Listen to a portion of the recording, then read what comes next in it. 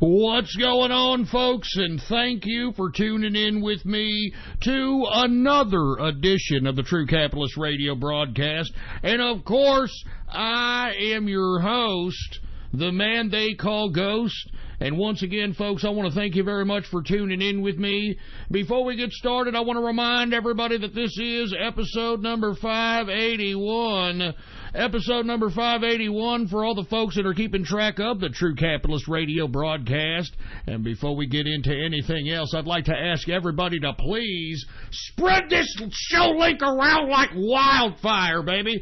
This is pure internet underground, the straight political dope, the number one resource for crypto and business information right here, the True Capitalist Radio broadcast. So spread this link around like wildfire, baby. Do you understand? They're trying to silence us, baby. They want the mainstream media to be the only person to give any kind of information and news, and we all know it's all fake.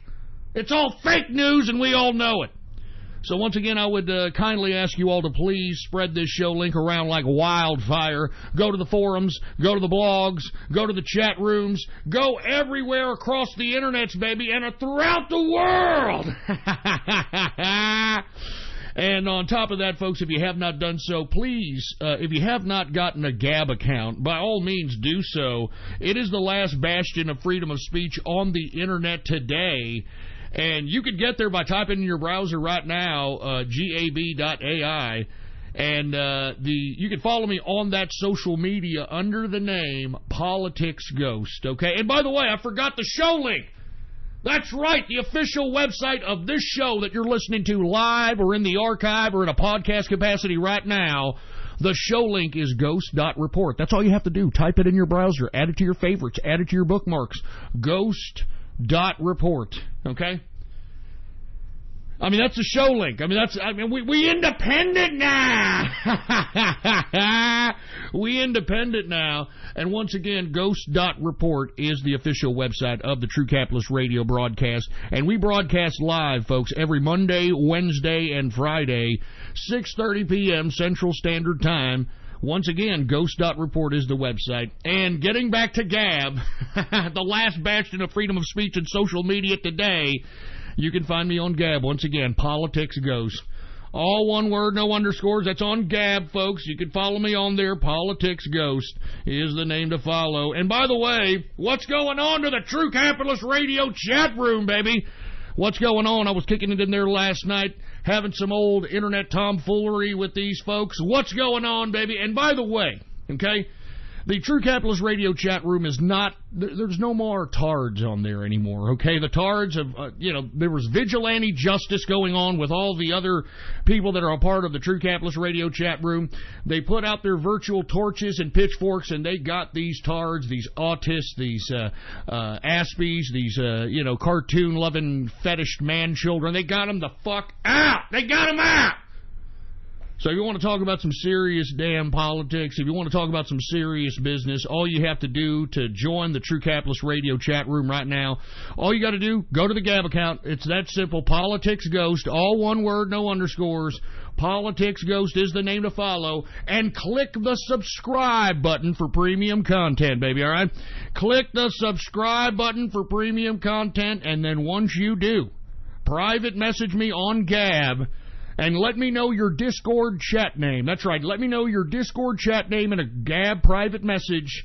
And once you do, I will give you an exclusive invitation to the True Capitalist Radio chat room. It's that damn easy. So come and do it. And not to mention, folks, not only will you be helping out the show, by subscribing through Gab, you'll also be helping out Gab, folks. And as you all have known, Gab has been a target by all these social justice warrior corporate edifices, for Christ's sake. I mean, that's the last fucking group of people that you would think that would be laying any kind of moral authority. You know what I mean? Corporations. But they have been persecuting Gab. They've recently shut down Coinbase. Coinbase shut down the account of Gab because I guess they're condoning whatever the hell that means, white supremacy or what. You know, these stupid Nazi LARPers that we were talking garbage about at the beginning of last show. You know, because they're allowing these folks to, you know, say whatever it is in their stupid Nazi LARPing bunch of crap. I mean, you got a lot of people coming after Gab. And I'm supporting Gab because, once again, it's the last bastion of freedom of speech out there. So when you click on the subscribe button for premium content on Politics Ghost, okay? All right, once you click that, you're not only supporting the show, you're also supporting Gab. All right, as an independent social media operation that is not a part of these social media oligarchs out of Silicon Valley. So I would just like to remind people of that as well. You're not just supporting the show, you're also supporting Gab as a means of being a free speech social media. And we sure as hell know that there's those are coming few and far between. Now, just a little footnote on that. Did you all hear that California and its courts ruled that Twitter, from what I understand, can now be sued because they are falsely advertising free speech? Yeah. I'm not joking around, so just consider that. I mean, that was a California court, from what I understand, that ruled that Twitter can be sued because they are falsely advertising free speech. So if you happen to got banned, you got muted, you got kicked off because of nothing more than your political perspective or for your own personal opinion, well then, by God, you might want to consider what the hell they were doing out there in California ruling against damn Twitter, all right? Anyway, with that being said, folks, I know there's a lot of serious things to talk about at this point in time. I know there's a lot of serious issues that people want to discuss. And, I mean, Jesus, you know, we've got, what do we got on the agenda here? Obviously, crypto, stocks.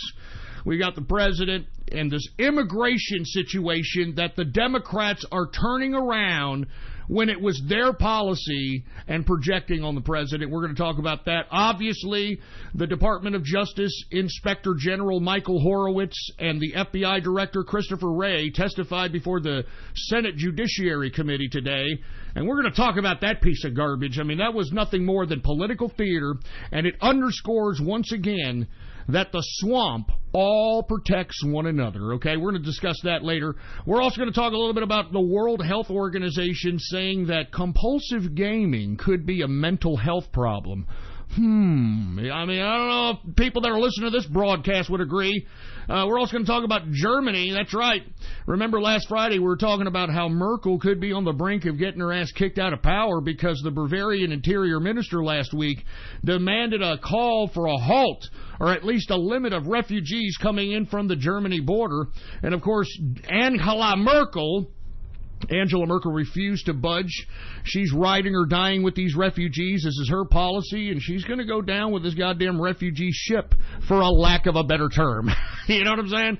And we're also going to talk a little bit about Benjamin Netanyahu demanding to Vladimir Putin that Iran has to withdraw from Syria. So, you know, for all you white supremacist, white nationalist, alt-right ass cracks that are out here, you know, putting this idiot Putin on a pedestal as if he's some kind of a Russian nationalist and that he's against Israel. Look, this guy is licking the boot of Benjamin Netanyahu. I mean, all you've got to do is Google Putin and Benjamin Netanyahu and see how many times these guys have met. I mean, these guys are freaking pals with each other, for Christ's sake. Anyway, we got a lot of serious stuff to talk about. It's a Monday, and I know everybody probably has a bad case of the effing Mondays. So, look, I'm going to go and I'm going to lead in with something a little bit humorous here. Now, I want to be honest with you folks. I was a little bit inebriated this weekend, and, you know, I was messing around with Google Translate.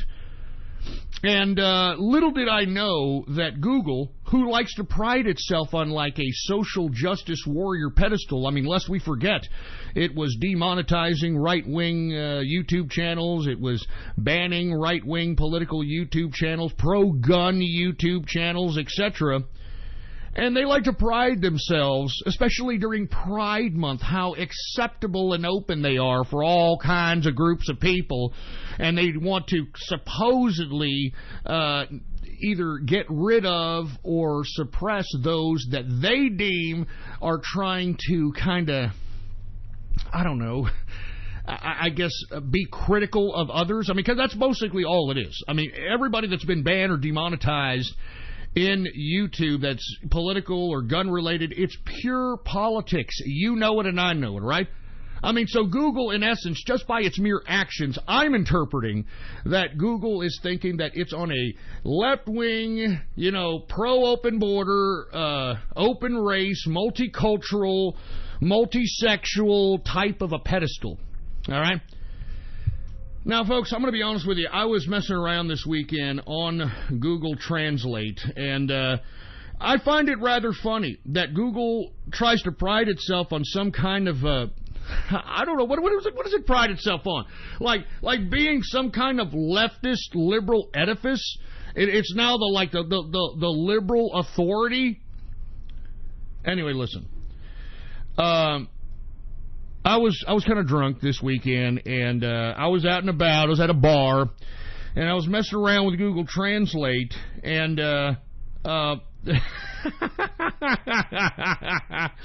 I wanted something to translate. I was trying to think of a kooky, kind of a weird comment or a weird statement to say, so that I could get it translated into other languages, right? I was trying to think, what's something cool that you could say in multiple different languages that'll freak people out, that'll get a rise out of people when you go to their countries and you're speaking their native tongue. So what I did is I decided to translate an infamous line from the American Pie movies made by Stifler, He makes this line, and listen, don't judge me, folks, I was a little inebriated and stuff, but anyway, he says, rock out with your cock out. Okay? Now, listen, all right? Don't judge me, all right? So I decided, you know what? I'm going to say that in Google Translate, and I'm going to see what the hell it says, okay? So listen, here, I put it in, okay? I put in, you should have rocked out with your cock out, all right, in the actual Google Translate. And this is the English version. Listen, this is what it sounds like in English. You should have rocked out with your cock out. Okay, that's the English version, okay? So what if I wanted to hear it in Spanish, right? Now, Google Translate means that, if I wanted to hear that statement in English in Spanish, it would give me that, particular statement in Espanol, right? Or at least it should. It should be giving me that little statement in Espanol. No, you know what Google is doing here? I mean, I don't know if this is a glitch in the system or what, but folks, I mean, they're now... Listen, they're not translating. There is a glitch in Google Translate in which you can put any American or English statement and have it say it in the accent of whatever nationality that you want. I mean, can you get any more racist than that? Now, if you don't believe me, give me a couple of seconds because I'm going to show you. But can you get any more racist by inferring that every goddamn group or nationality across the world is going to have a stereotypical English accent? I mean, isn't that prejudging? Isn't that prejudice, which is what Google tries to claim it doesn't do? Now, for you folks that don't know or don't believe me, here, look, I'm going to prove it to you. I'm going to prove it to you that this Google Translate is a racist bunch of crap. Now, here it is in Spanish. Now, once again, the statement is you should have rocked out with your cock out. Here's what Google Translate is telling me in Spanish. Listen. You should have rocked out with your cock out. I mean, what the hell was that? What the hell? That was a broad in a Spanish accent, for Christ's sake. That wasn't Spanish. What the... I'm not joking. Look, I mean, it's not just Spanish. I mean, let's try German. Let's try German here. Let's look. You should have rocked out with your cock out. I mean, listen.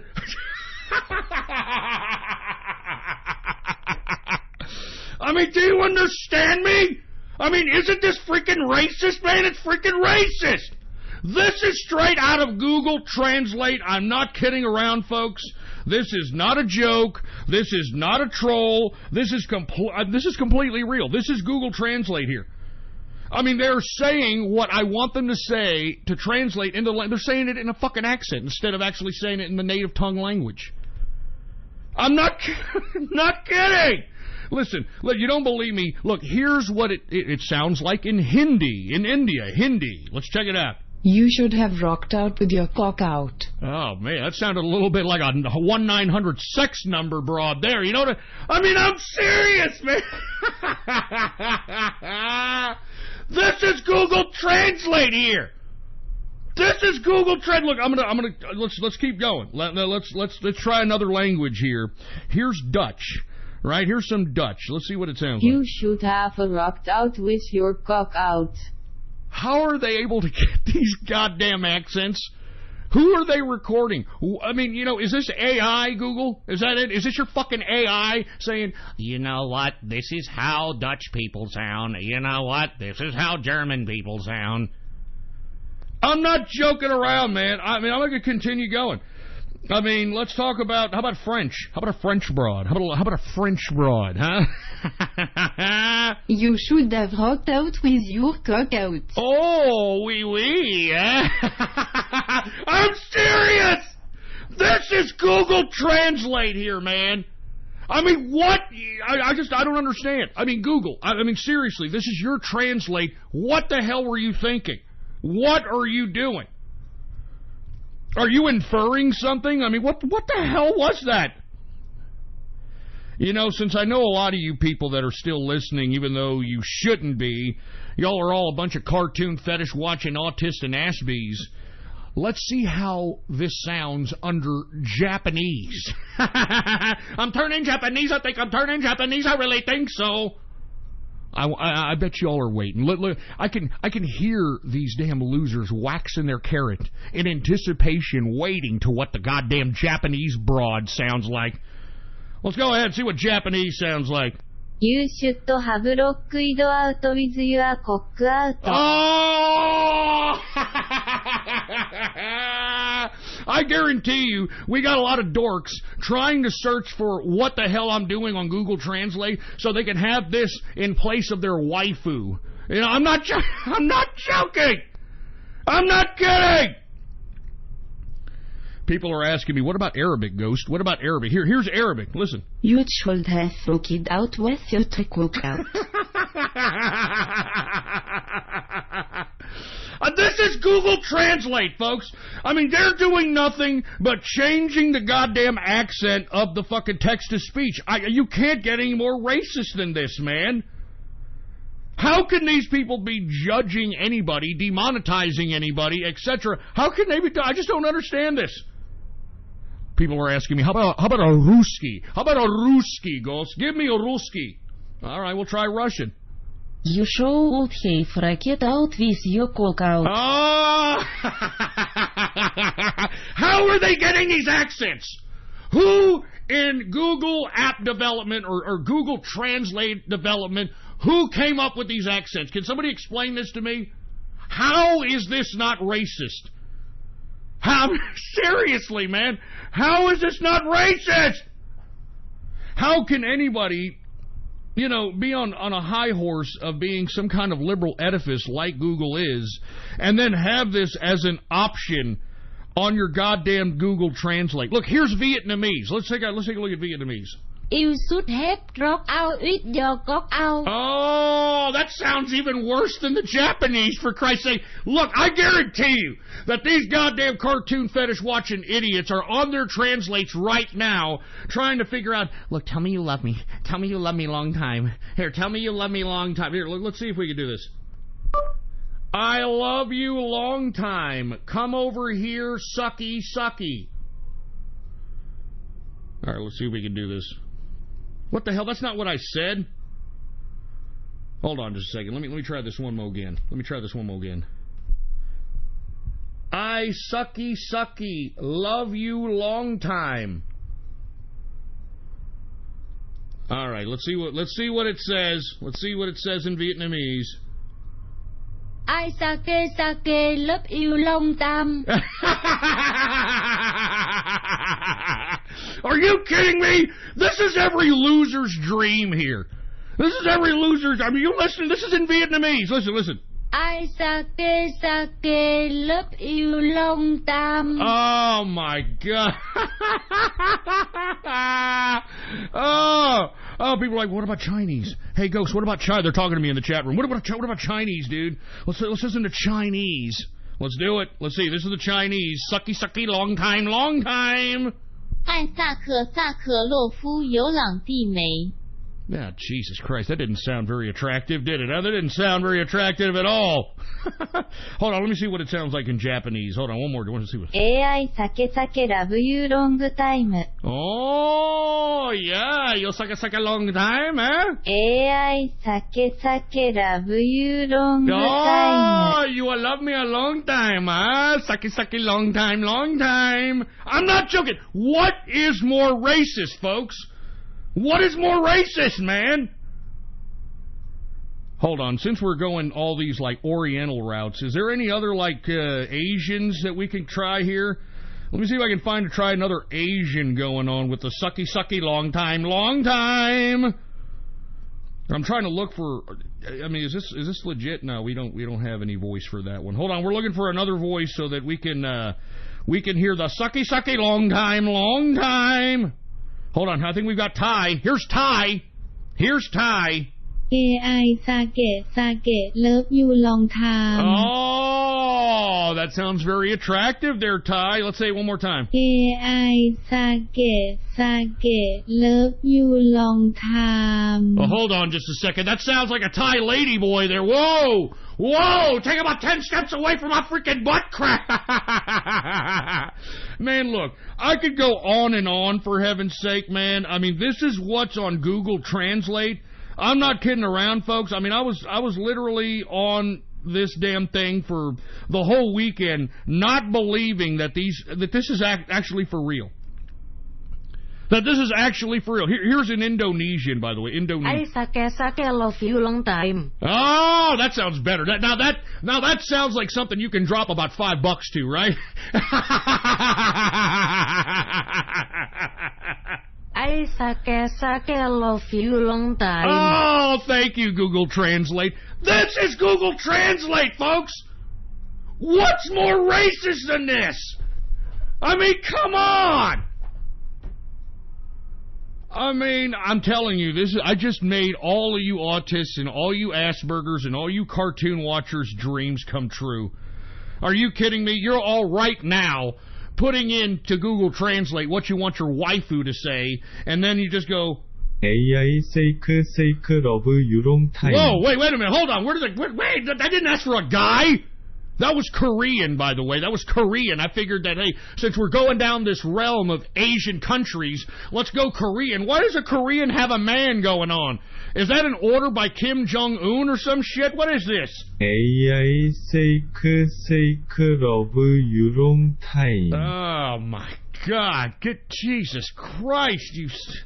Why was there need for a man in Korea? You know? Why was there need for a man? I don't even want to know. I don't even want to know, for Christ's sake. Jesus Christ. All right, what else? I'm going to do a couple more, and then we're going to move on with the broadcast. But I just had to tell people this. I had to show people this because this is real. This is not a troll. This is absolutely real. This is on Google Translate. I cannot believe this. I can't believe that even Google would allow this to be a possibility. You know? Wait a minute, here's Swahili. Really? Swahili? I sake love you long time. Oh my God, what the hell was that? Was that supposed to include the... I forgot. Was that... I don't know. Jesus Christ. Look, I'm going to try a couple more here. How about... I've never heard of it. What kind of language is this? What is this? I sake love you long time. Oh, Jesus Christ. Who's that? A fucking foreign Stephen Hawking?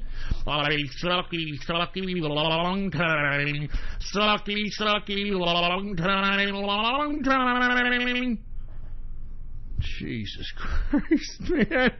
What's going on here, man? Not even joke. What's going on here? Oh, my God. All right. Look.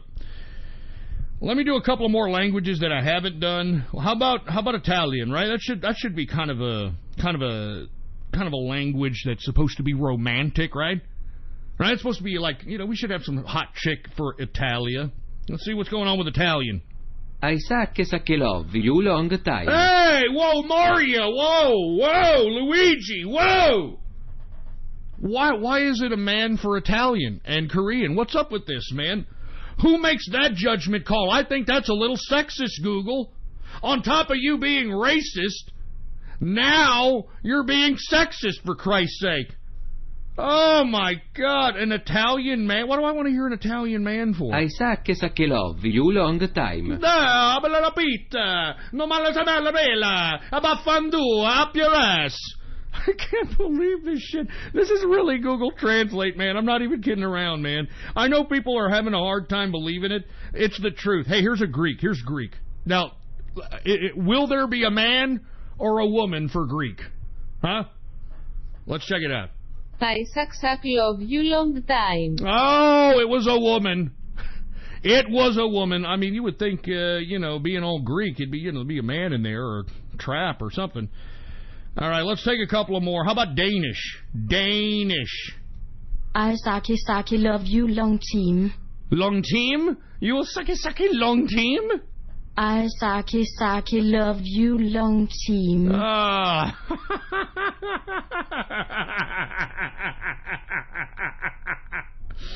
Oh my God! And here's Bengali. I've heard of Bengal tigers, but here, let's listen to this. I love you long time. Yeah, that sounds like a Bengali to me. Where do they come up with this shit, man? I love you long time. Oh my God, man. How about Swedish? Everybody's asking me for different Swedish. All right, let's check out the Swedes. I love you long time. Wow, that sounded a little erotic, doesn't it, huh? No wonder those Jehudis are going wild in Sweden. Hey, I'm kidding!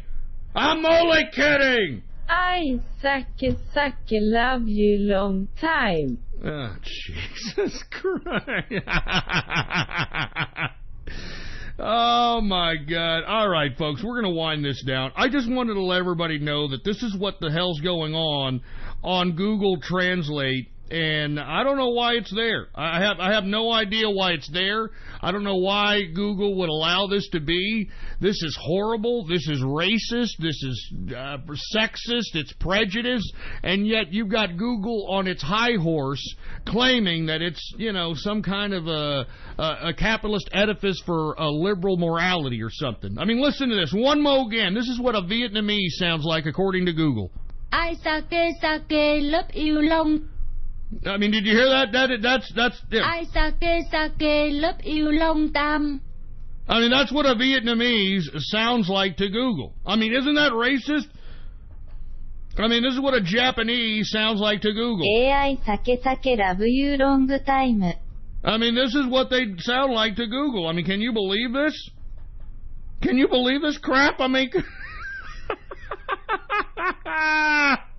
Oh, I can't believe it. Here's Portuguese. I love you long time. Long Jimmy. Why don't you suck my sugini? One more and then we're moving on, for Christ's sake. What do we got? We got hold on, I'm looking for one more. How about a Polak? How about Polish? We got a lot of people from Poland. What's going on to Poland? I love you long time. Oh! Jesus Christ, man. Oh, yeah, and by the way, it seems like I'm going viral in Lithuania.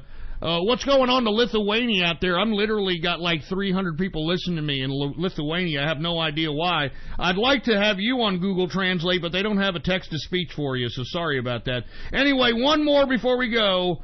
Indonesian, baby. I love you long time.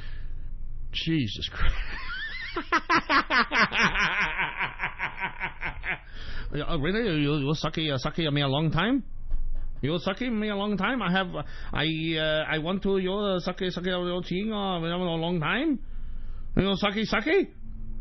Huh? You sucky me a long time? Do you sucky? Huh? I love you long time. That's right, you suck a long time. I'll take you back to Hong Kong. So suck on my long schlong. I love you long time. All right, we've had enough of Google's racism. All right, let's go ahead and shut it off, for heaven's sake. But, folks, that was purely on Google Translate, so if y'all want to figure it out and how to have fun on there, that was on Google Translate, folks. That's where it was. I did not, that is not a troll. I was on Google Translate, and, yeah, look, people are on Gab are like, yo, dude, put it back on the woman's voice, dude. Oh, yeah. Oh, yeah, tell her I want her to sucky long time. Say it one more time, dude. Say it one more time. Say it one more time. Hold on. Say it in Japanese. Come on, say it. AI sake love you long time. Oh, yeah. Oh, yeah. Yeah, keep saying it. AI sake love you long time. I'm telling you, people are going to be doing that tonight. I'm telling you, there's going to be a lot of lonely guys out there that are going to be putting this in the back of their goddamn body pillows and putting it on. Saying, AI sake love you long time. AI. All right, hold on. You know what? I think the Vietnamese sounds better. The Vietnamese sounds more like, it sounds more authentic. I sake love you long time. You let me long time. I sake love you long time. Oh my God! Does this Google Translate? Oh my God! Oh Jesus! I gotta get a drink. I'm drinking some soda right now. So for y'all are wondering what I'm sipping on, I'm sipping on some soda. Oh my God! All right. We've gotten that all out of the way. Let's stop fucking around with Google Translate. It was all fun. But I'm sure I've given a lot of these freak shows ideas on what the hell they're going to do tonight. You know, putting this in the back of their goddamn body pillows and, oh, I want to fuck a sucky long time. Anyway, let's get to the cryptocurrency markets and the stock markets. I'm pretty sure everybody wants to discuss that. Now, once again, we've been contracting. The last time we discussed cryptocurrency with one another was on Friday. It was bloody red. Bloody red most of the weekend. Why? The dollar is king of fiat. The U.S. dollar is king of fiat. But as we can see in the U.S. dollar spot, folks, the U.S. dollar spot, it has been going down. And that is reflected once again in the stock market. Today, the dollar index spot for the U.S. dollar is down 0.12% today. So that is going to be reflected in today's cryptocurrency markets, and it is. And guess what? For you folks that listen to this broadcast, you are probably one of few people that know about this correlation between the U.S. dollar going down in value and the cryptocurrency value going up. Let's take a look at the current market capitalization for cryptocurrency, shall we? All right, now, we were at about low 270s on Friday. We are now backed up to $287 billion market capitalization for the entire cryptocurrency market. So, we are bouncing back. We are bouncing back, to say the least. All right? And let's go ahead and cover some cryptos today, since we're seeing mostly everything in the green. Now, before I start covering cryptos, I do want to remind you folks, when you start seeing cryptocurrency go down, that's when you want to start going in, especially you folks that haven't gotten into crypto yet for whatever reason. You want to go when everybody's leaving the market, because you know once it goes back up, it's going to go back up 5-10% within a day, 2 days max. These are the kinds of plays that you have to do. And not to mention, we haven't even seen the full potential of cryptocurrency. We haven't even scratched the surface of the potential of cryptocurrency. We're only at $287 billion market capitalization in a global market, because that's exactly what cryptocurrency is, folks. It is a global market. So $287 billion is butkus for the entire world. I mean, I hate to keep reminding people that the stock market, the U.S. stock market, is $30 trillion in market capitalization. So this is just the tip of the iceberg, folks. Mark my words. All right? Genuine major wealth will be built in cryptocurrency. Let's take a look at Bitcoin, folks, since it's already taken a dramatic decrease. And I've said, what have I always said about Bitcoin, folks? Yeah, it was the first kid on the blockchain, but let's be honest, man. I mean, it's old technology. All right, and there's nothing backing it up. I hate hearing these people that insist that Bitcoin is going to be worth 60 grand. Did you hear that idiot recently? I don't know who the hell it was. Some moron coming out, hey, by the end of 2018, Bitcoin's going to be worth $60,000. How in the hell did you come up with that figure? How in the hell do you come up with that figure? I mean, remember, folks, you and I know, especially you folks that have been listening to the True Capitalist radio show, know that the value is in the technology. That's what makes cryptocurrency valuable. The technology of smart contracting, the technology of fast transaction processes, the technology of just integration into mobile apps. I mean, there's a whole bunch of things that encompass cryptocurrency value. You know, taking the cryptocurrency component and integrating it with a blockchain technology that's created by the same group. Partnerships, etc. I mean, this is really where the value of cryptocurrency is. And the only thing, and I've said this time and time again, the only thing that makes Bitcoin valuable is the fact that whenever you ask somebody about cryptocurrency or what they know about it, the first thing they say is Bitcoin. It's at the top of mind of everybody, and that's what's really keeping up the value at this point. I mean, seriously, I think that this value of Bitcoin has been completely overspeculated, considering you've got coins out here, cryptocurrencies, that far surpass the technological superiority of Bitcoin. Now, granted, you still have exchanges that pair Bitcoin up with whatever coin you're trying to trade for, and that's another thing that keeps it valuable. But to be completely honest with you folks, I think unless there is another pairing, because everybody pairs everything with Bitcoin. You know, if you want to go into an exchange, they usually pair it with Bitcoin. You have to trade for Bitcoin so that you can get whatever coin you want to get initially, etc. So these are the things that are keeping Bitcoin up. And I think Bitcoin's going to stay up for a little bit. Now, will it get 20 grand, 60 grand? I don't think so.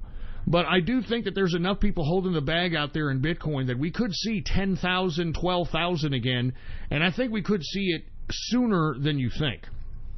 And that's based on pure speculation, folks. There's no value, there's nothing backing that up. It's pure speculation, and of course, the pairing of Bitcoin with other coins on exchanges across the world. So let's go ahead and take a look at Bitcoin here, all right?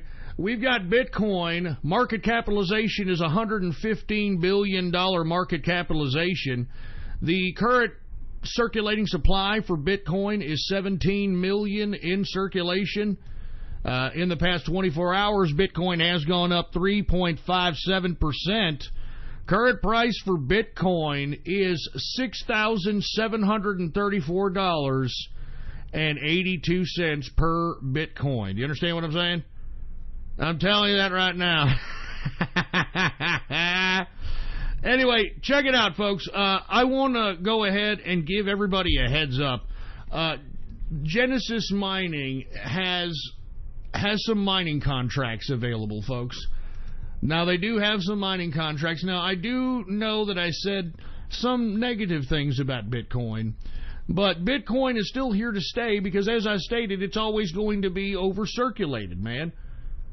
I mean, it's always going to be over-speculated. People are always going to over-speculate. They're going to get in on that over-speculation. And as I stated, I think that we could see 10 to 12 sooner than you think. Now, what Genesis Mining is offering, folks, go ahead and take a look at my Gab right now. They're offering 5-year contracts now exclusively with Bitcoin. All right? Bitcoin right now. And look, I've never seen Genesis Mining offer 5-year contracts before. This is something very new. I'm still with my Ethereum contract that I've been continuously getting payments on since April of 2017. I'm on my second year at this point for getting daily payments into my wallet, and that's what this is, folks. If you take a look at my Gab right now, that's what Genesis Mining is. You're subcontracting this company to mine for you, and you get daily payments in your digital wallet as the piece of hardware that you're leasing from them mines for you. Now, folks, I want to be honest with you. I paid close to, $900 for an Ethereum contract, and I'm already triple my money, if not more than that at this point in time. And I still got a whole year left to go. All right. Actually, I should say quadruple my money. It just depends on how high Ethereum is. When it was up to 1,000, I was quintuple, but now it's down to about 500, so now it's like 4 times or 3 times, 3.5 times my money. But as far as Bitcoin is concerned, I think it's a good time to start. 5-year Bitcoin mining contract. This is a very generous contract. I've never seen that before.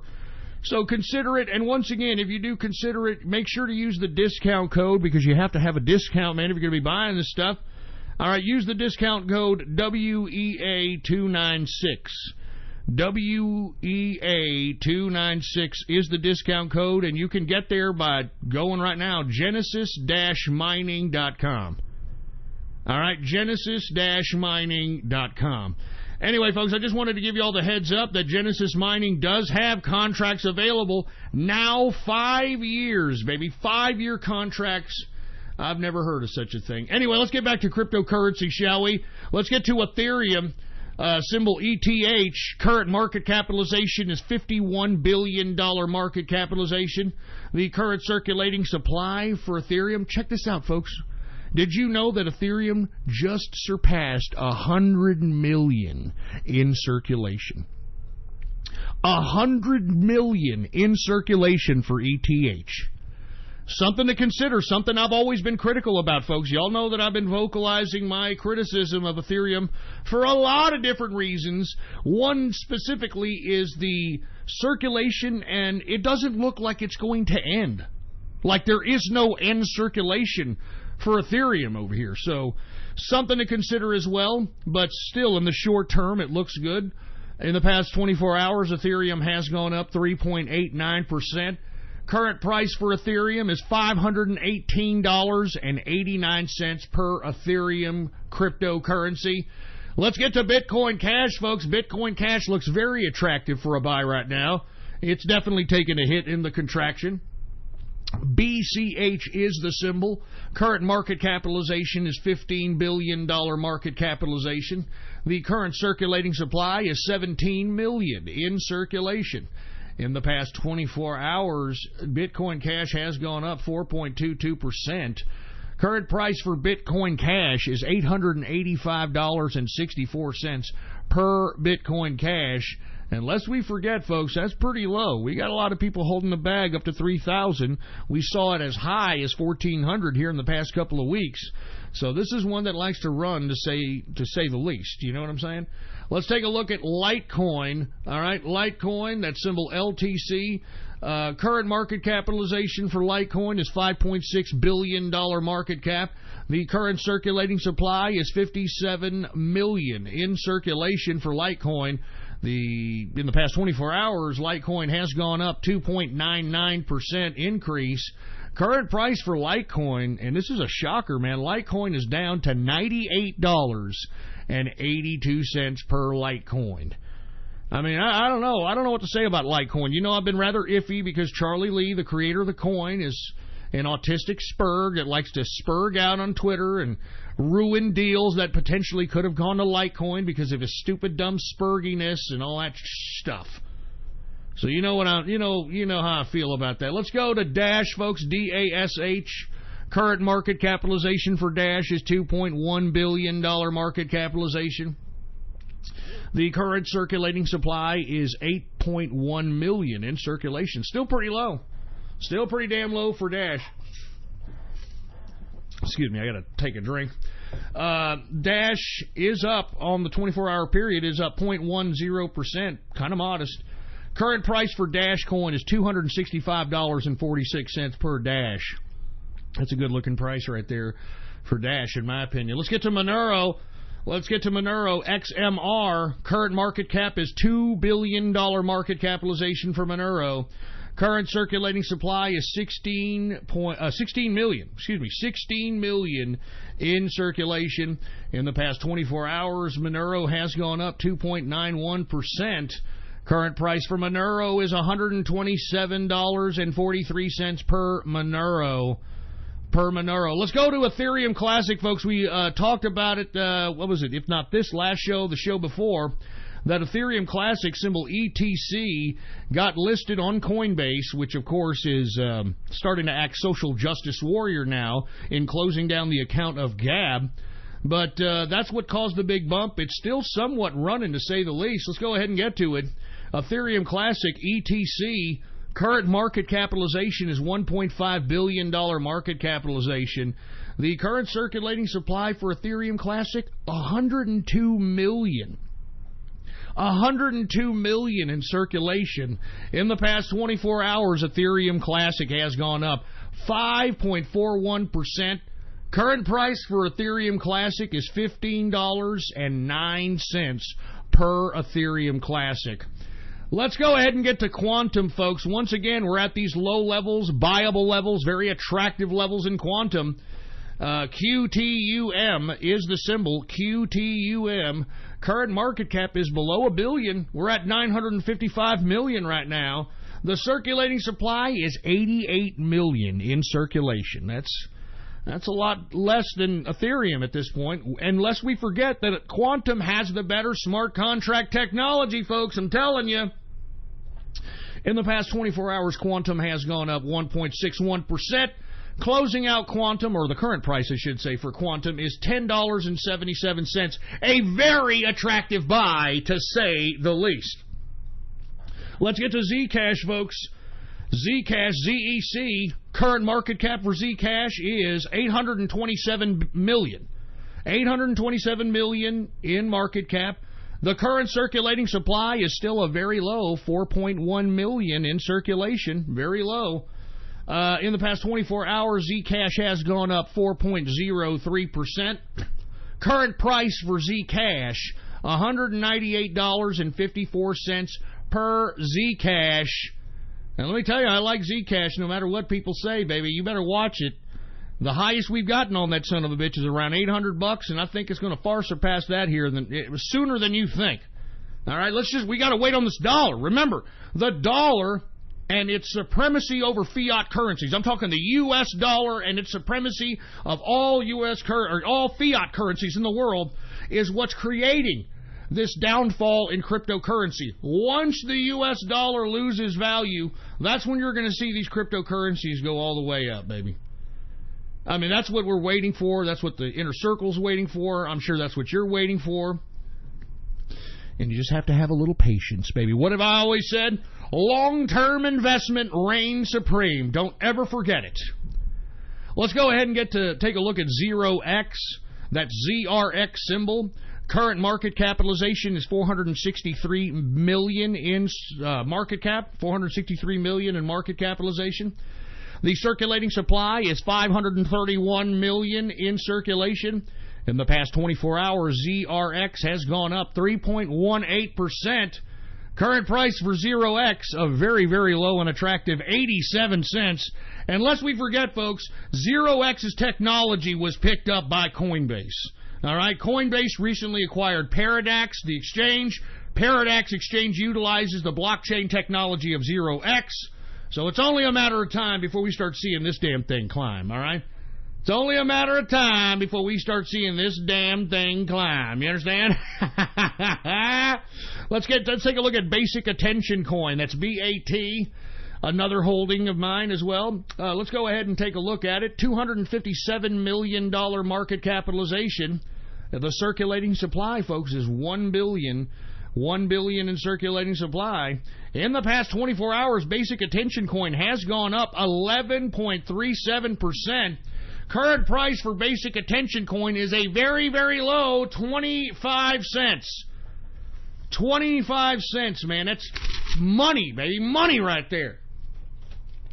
And I'm telling you, I think that the direction that BAT, Basic Attention Coin, is going, it's going to help individuals like myself that are content creators maintain sustenance. You know what I'm saying? Because everybody's coming after us, folks.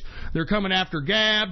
They're coming after me. You know, they're trying to silence us. They're trying to do whatever it takes to make it so uncomfortable that we don't get to amplify our content to people that are listening throughout the world. They're trying to do whatever it takes to stop us, but we will not be stopped. Didn't I tell you folks that if they tried to stop me, that I was getting my own goddamn stream, my own goddamn website, for Christ's sake? You're damn right. Anyway, folks, I want to get to one last cryptocurrency once again. It's one of my biggest holdings besides Quantum, one of the Inner Circle's biggest holdings, and I'm talking about 42 Coin. That's right, folks. I'm talking about 42 Coin, symbol 42. And I'm going to be honest with you, folks. We in the Inner Circle and a couple of other groups that are affiliated with the 42 Coin cryptocurrency, we're going to go on another massive buy here in the next couple of weeks. And it's going to be reflected in the cryptocurrency. And the reason we want to do this, folks, is because we understand the potential of 42 Coin. It's a low-circulated coin, all right? It's a low-circulated coin that also enables somebody to hedge against any of these cryptocurrency downturns that we usually see in this cryptocurrency market. I mean, did you take a look at 42 Coin during the downturn? It was in the plus side. It was in the plus side, baby. I mean, that's what makes this so beneficial instead of putting it on Tether. And, folks, Tether is a fucking scam. For all you folks that are trying to, like, hedge against a downturn by putting it in Tether, I mean, it's a ripoff. Why do you think they keep printing out more and more and more Tether so it can become equilibrium with the dollar? It's a bunch of crap. All right, and you know who's benefiting from the Tether? The people who created the damn thing. I mean, all they got to do is keep printing this bullshit Tether, and you people are going to be like, hey, here's my Ethereum, here's my Bitcoin. And then by the time you see prices go up, you want to trade your Tether for your Bitcoin, and you know what? It's already surpassed the price that you traded for the damn Tether initially. So, it's just a scam, bro. There's not even a reason to do it. I mean, if you're going to hedge, in my opinion, take a look at 42 Coin. I mean, seriously. I mean, if you want to hedge, I mean, 42 Coin is where you want to be. 42 Coin. I mean, just imagine if not even that many, if only 25 people decided to hedge during the downturn of the next cryptocurrency downturn, 25 people could make this damn fucking price go up 15 to 20%, if not more. And that's why I'm encouraging each and every one of you, even if you're not hedging, just utilize this as a long-term investment. Because we are aggressively acquiring this. And not to mention, folks, they just put out their new wallet. So if you're one of those folks that buys 42 Coin and are leaving it on the exchange, don't do it, baby. Get your 42 Coin wallet, put it in your possession so it's yours. And by the way, I shouldn't be saying this. There's all kinds of new laws coming out. I'm just saying, trust me on 42 Coin, all right? 42 Coin is a buy, and hold. Buy, and hold. Let's go ahead and take a look at it, all right? Market capitalization is $1.1 million market cap. The current circulating supply is 42 coins. That's it. No more, no less. 42 coins, baby. In the past 24 hours, 42 Coin has gone up 4.59%. Current price for 42 Coin is $700.40. All right, that's the way it is. All right, there, $26,700.40 per 42 Coin. All right, woo! All right, what else we got going on over here? I think that's about it. I think we're going to go ahead and end the cryptocurrency coverage and go right into stocks, baby, all right? Now, let's be honest, the stock market took a little bit of a dive today because the Wall Street investors are a little bit shaken because of the tariff standoff, the tariff Mexican standoff that they have between China and America here. And as a result, you have some skittish investors, not necessarily bullish on that news. And folks, remember when we saw a dramatic decrease in oil because there was speculation in the commodity sector that OPEC was going to increase the production in June? Well, they just recently had their goddamn meeting, and guess what? The yields were smaller than expected in boosts of production, folks. So as a result, that's another thing that caused the stock market to go down today. So with that being said, let's go ahead and take a look at the damage of the skittish stock market, to say the least. Dow Jones Industrial is down 103.01 points, a percentage decrease of 0.41%, closing out the Dow Jones Industrial at 24,987.47 points for the Dow Jones Industrial. We've got the S&P also down today, 5.91 points, a percentage decrease of 0.21%, closing out the S&P at 2,773.75 points for the S&P 500. And the NASDAQ somehow closed up on the plus side. We got the NASDAQ up 0.65%, a percentage increase of 0.65 points, a percentage increase of 0.01%, closing out the NASDAQ at 7,747.02 points for the NASDAQ composite. Let's go ahead and get to commodities, folks. Now, since we saw the dollar slip, we should see some increases in, some commodities here. I mean, let's take a look and see if that's reflected. Now, people seem to have taken their profits on this initial bump in oil because it was green all day today. It is now slipping as we speak. Let's take a look at WTI sweet crude. WTI is down 29 cents, a percentage decrease of 0.44%, closing out WTI at $65.56 per barrel of WTI sweet crude. We've got Brent crude also down today, 38 cents, a percentage decrease of 0.50%, closing out Brent crude at $74.96 per barrel of Brent crude oil. We've got gasoline down 0.40%, natural gas down 0.10%, and heating oil is down 0.25%. Let's go ahead and get to the metals, shall we? The metals! Let's get to the goddamn metals! We've got gold, reflective of the decreased dollar. It is up today. Gold is up $3.10, a percentage increase of 0.24%, closing out gold at $1,283.20 per troy ounce of gold. We've got silver up today, 9 cents, a percentage increase of 0.52%, closing out silver at $16.52 per troy ounce of silver. We've got copper up today, 0.55%, and platinum is up 0.15% today for platinum. Now, we are now in the second hour of the True Capitalist Radio broadcast, and of course, I am your host, the man they call Ghost, and once again, folks, I want to thank everybody for tuning in with me. Before we get started on anything else, I'd like for everybody to please spread this show link around like wildfire and let everybody know that True Capitalist Radio is in effect and in the house, and we are live every Monday, Wednesday, and Friday, 6:30 p.m. Central Standard Time, right here on the official website of the True Capitalist Radio broadcast, and it is ghost.report. All right, it's as simple as that. Type that in your browser right now, ghost.report. Add that to your bookmarks, add that to your favorites. That is the official website of the True Capitalist Radio broadcast. And, of course, I want to say what's going on to the True Capitalist Radio chat room. I'm seeing you, baby. I'm watching you. If you want to be a part of the True Capitalist Radio chat room and support the show and Gab at the same time, all you got to do is go to my Gab account right now, all right? And if you don't have a free Gab account, well, then by God, what the hell are you doing? It's the last bastion of freedom of speech and social media today. You can get there by typing in your browser gab.ai, and you can follow me on that social media under the name Politics Ghost, all right? All one word, no underscores.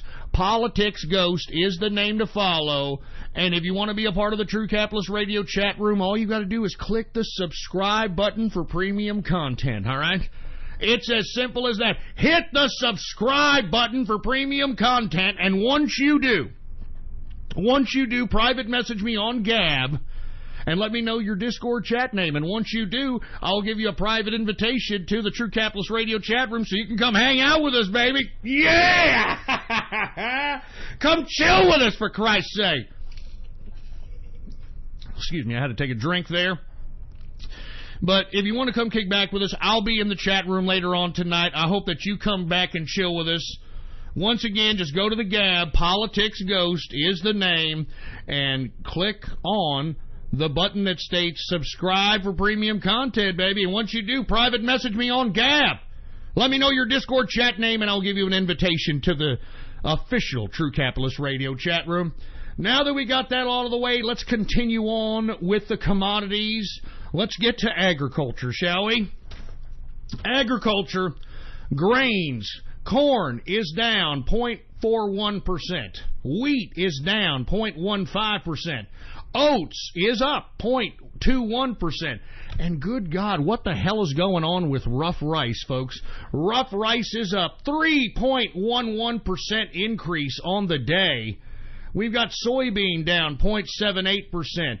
Soybean oil down 0.49%. Canola down 0.20%.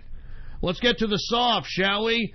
Cocoa, I guess they've had enough of that Ebola. It is down 1.71% decrease on the day for cocoa. Coffee. Hey, dude, just don't talk to me unless I have my coffee, dude. I need my coffee. I need my coffee to just go through life, just to talk to people. So don't talk to me. Shut up, you freak. We've got coffee down today, 0.72%. We got sugar. Sugar is down 0.57%. Orange juice is down 0.68%. Cotton is down 2.31%. Lumber is down 2.69%. Rubber is up 0.11%. Ethanol is down 1.27%. Let's go ahead and get to livestock, shall we? Let's get to livestock. All right, we've got live cattle. Live cattle is up 0.38%. All right. We've got cattle feeder up 0.68%, and once again, all right, I want everybody out there. I want everybody out there that is a part of the ham bone movement. I want you all to start doing this. I hope that you're doing it. I hope that you're doing it because, by God, we need to make America beautiful again. And what I'm asking you to do is when you see these fat Snorlax cellulite dripping off their ass people that are rolling around in these goddamn hover-rounds in the grocery store, in the shopping mall, you know the ones I'm talking about, the ones when they back up, they go beep, beep, beep. When you see those sons of bitches, all I want you to do, don't confront them, don't have any kind of direct confrontation in front of them, just pass by them and make sure they hear you saying Hambo. All right? It's as simple as that. Hambo.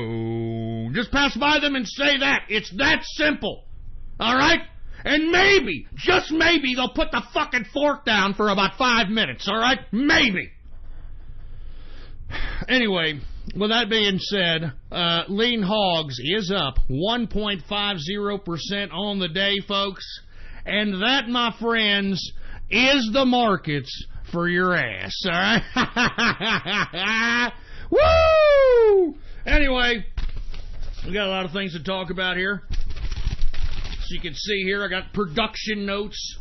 Got all kinds of things. Got a lot of things to discuss here. Let me go ahead and take a swig of this soda here.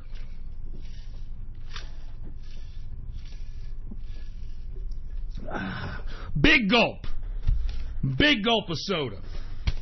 Now, before I get into discussing any of today's topics, let's just go back to Google Translate one more time. I'm sorry. Let's just go. I just have to do it. I can't believe this shit. Can you? Can you believe this, for Christ's sake? I mean, look, here's Turkish. Here's Turkish. See what the Turkish sounds like. I love you long time. Oh. Oh, my God. This is so hilarious, folks. I'm sorry. I'm sorry. Here, Arabic. You should have looked out with your trick work out. What the hell is that? What the hell is that? You should have looked out with your trick work out. That was Arabic, okay? That was Arabic. What is this, Albanian? What the hell is Albanian? What the hell is Albanian, for Christ's sake? Jesus, I should have known it was a damn man, for heaven's sake. I don't want to hear a man. I want to hear a woman. I want to hear a woman. Jesus Christ. How about Estonian? I am from Estonia. You should have rocked out with your cock out. Yeah, that sounded like Estonian, didn't it? You should have rocked out with your cock out. Oh my God! All right. Let's continue on. One more, and then we move on with the broadcast. I'm sorry, I gotta do it. I have to do it. I can't believe this crap, for Christ's sake. I can't believe it. I cannot believe that this is real, and that Google Translate is allowing this, and all they're doing is translating the English language in an accent of the fucking nationality. Look, here's Finland. Here's Finnish. You should have rocked out with your cock out. I mean, that's a Finnish broad. Just imagine a Finnish broad. Oh my! Here's Catalan. Your soul have rocked out with your cock out. Oh Jesus! What is this crap? What is this garbage? Oh my God! One more! I got to do it. I'm sorry. Your soul hey, not that one. How about another one? How about let's see, one I have not done before. What's one that I have not done before? How about Iceland? What the hell is Iceland? That's the same one I heard the last time, you piece of trash. Good God. Come on, you can't leave me. Leave me with a decent one here. How about, what the hell is Maltese? No, they don't have Maltese. How about, what the hell else? What is this? What the hell is this? What is Tamil? Anybody know what Tamil is? You should have rocked out with your cock out. What the fuck is Tamil? You should have rocked out with your cock out. All right, that's enough. I just wanted to mess around with that a couple of more. I'm sorry, folks. All right, now that we got that all out of the way, and we're just kind of doing some classic old tomfoolery in the place here, let me go ahead and get to the crux of the subject matter, and let's talk about some straight political dope, okay? The first thing I want to talk about is the president, and how I thank God that he is doubling down on this immigration stance. Because, look, I am sick and tired of these Democrats utilizing this immigrant child separation nonsense as a means of them to take back the immigration issue on their side. All right? I mean, lest we forget, folks, okay? I mean, I know that the Democrats that went out there to the border and they made this big to-do about the children being separated from their families, and, oh, how can we do this to the children and the families, and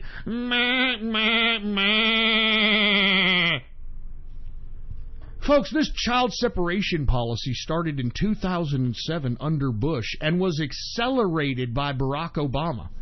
And folks, I've tweeted many times on my Gab account. You can look back on my Gab right now. I have tweeted many times that not only did Obama separate children from their families at the border from illegal immigrants, folks, it was written by many different fucking papers, even the New York Times and the Washington Post in 2016, that Barack Obama's administration actually handed children that were separated from this fucking immigrant separation. I don't even know what the hell you call it. This immigration child separation bullshit. He was handing children over to child traffickers. Folks, this is a fact. I mean, if you do not believe me, if you're going to say, Ghost, you're lying, why don't you Google up right now? Google up right now, Obama child trafficking HHS. All different words. Google up the following words one mo again. Obama child trafficking HHS. And take a look at all those liberal publications that highlight the fact that Obama's administration not only separated children from their illegal immigrant parents at the border, but he handed them over to child traffickers. Do you understand me? So where's the liberal outrage back then when Barack Obama's administration was handing over children to child fucking traffickers?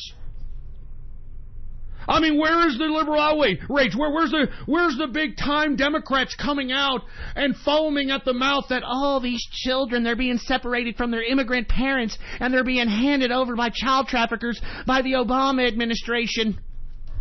Where's the liberal outcry then? Where's the liberal outcry then, for Christ's sake? I'm telling you, man, Democrats seem to be above the law in this country.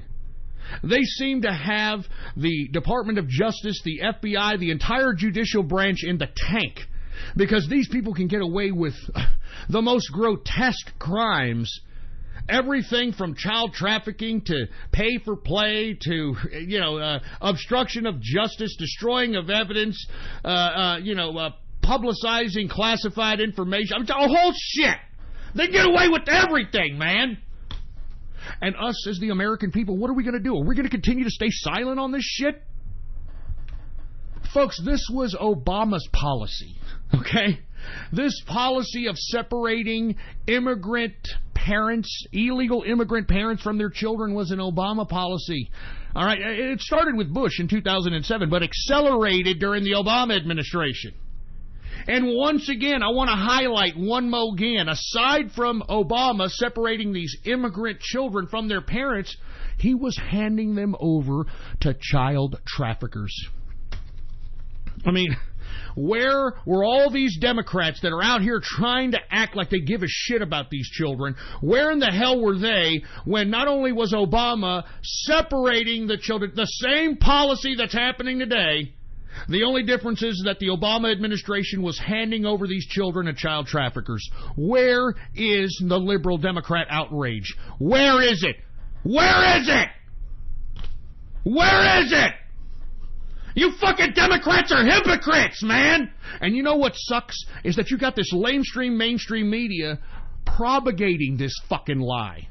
They're propagating this lie. I cannot look at any media outlet without them trying to pull at the sympathy strings of America. That, oh, it's the children. How can the Trump administration just tear away children from illegal immigrant parents? How could they do this? You fucking dumb idiots. This was Obama's policy! And I'm glad the president came out and doubled down today and said, this is your fucking policy, the Democrats. Your fucking great savior over here, Barack Obama, did this the whole tenure that he was in fucking power. And aside from him separating illegal immigrant parents from children, he was handing their effing children to child traffickers. Do you understand this?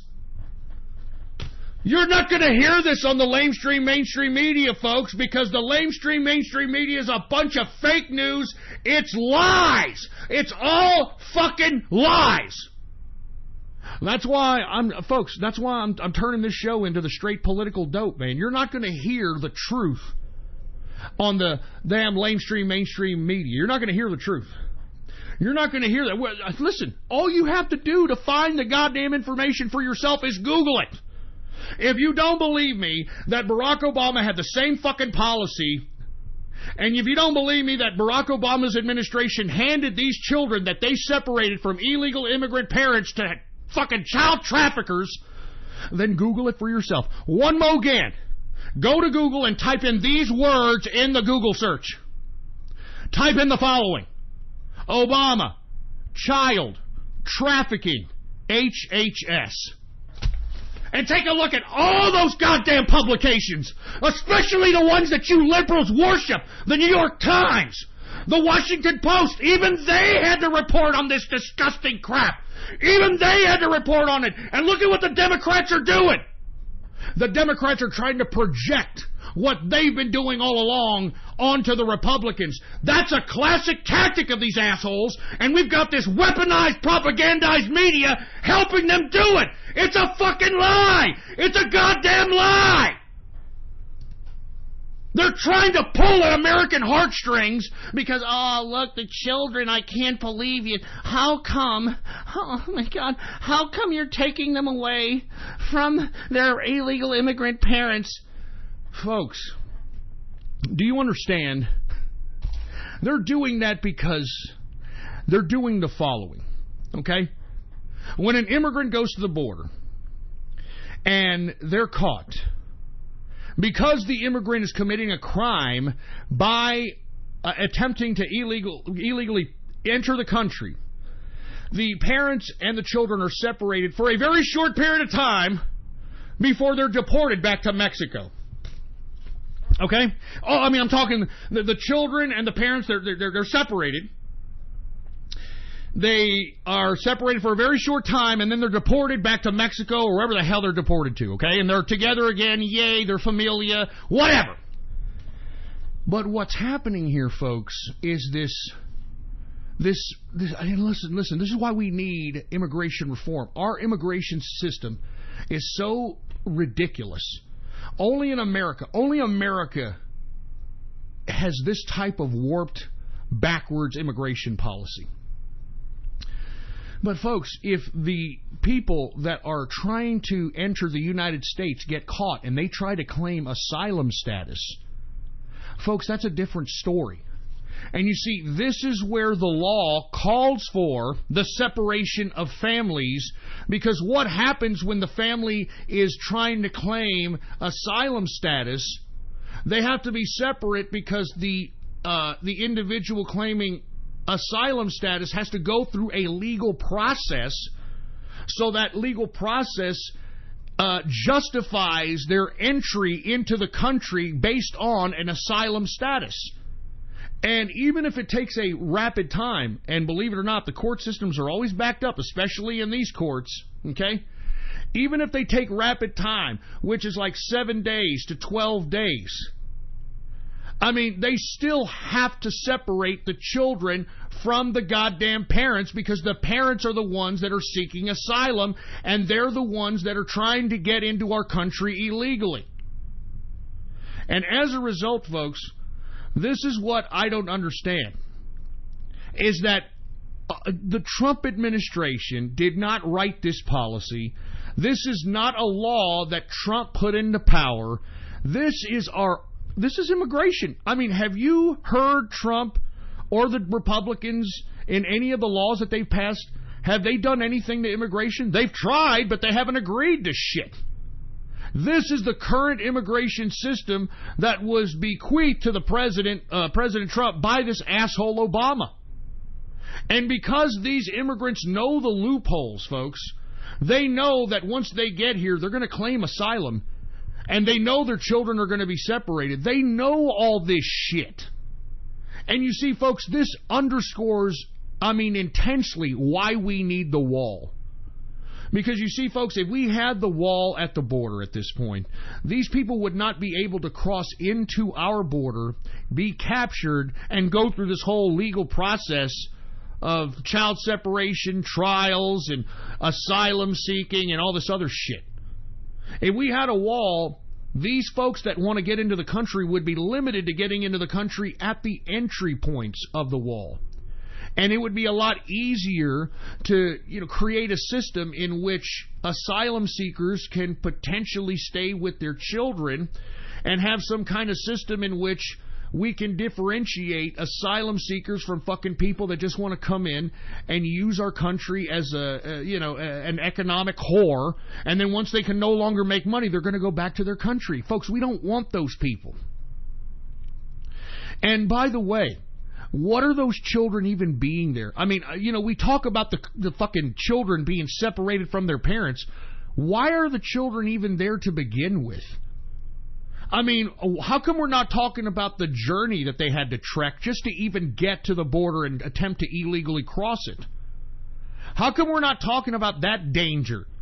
We're only talking about, oh, you're separating the children from the parents for a limited time. Nah. Folks, the children are well taken care of. I know that the mainstream media showed you a clip of children in cages. Folks, that was from the Obama administration that the mainstream media purposely put forth as false information, fake fucking news. All the children are well fed, they're taken care of. I mean, many of these children, folks, I don't think you understand. Many of these children don't even understand basic social cues like where to go to the bathroom, you know, how to comb their hair, how to brush their teeth, how to take a bath. I mean, I've been reading about the situation at these so-called these camps that they're keeping these kids, for heaven's sake. I mean, they're making it sound, the Democrats are making it sound like the Border Patrol is just yanking people that are just happen to be hanging around the border, yanking people's children away from them just for chagrins. Folks, that's not what's happening.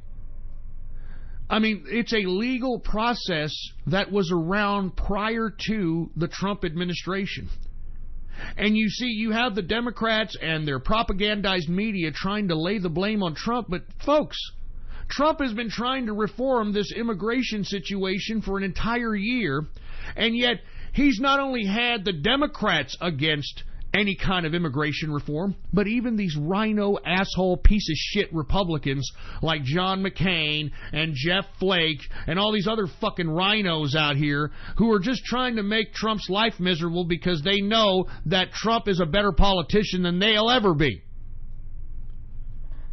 And this is why we have had no kinds of budging on immigration. And now you've got the Democrats playing politics. You got them playing politics, trying to lay the blame of immigrant child separation on Trump when it was Bush. Bush implemented this fucking policy in 2007. It accelerated under Obama. And once again, Obama, during his tenure, he would separate children from illegal immigrant families and hand them over to child traffickers. Now, where is the liberal outrage on this? I mean, how come the media's not covering this shit? I mean, how come we're not talking about this on an intensive basis, for heaven's sake, man? Not even Fox News is covering this. I mean, once again, folks, if you don't believe me, if you think I'm fucking lying, that's why this is the internet, man. Google up the following words, Obama child trafficking, HHS. And take a look at all those news reports highlighting the fact that Obama's administration handed out children to child traffickers. Now, folks, isn't this a pattern with the Obama administration? This is why I keep saying, are Democrats above the law? I mean, lest we forget, it was Fast and Furious. Remember that operation ran by the Department of Justice under Eric Holder?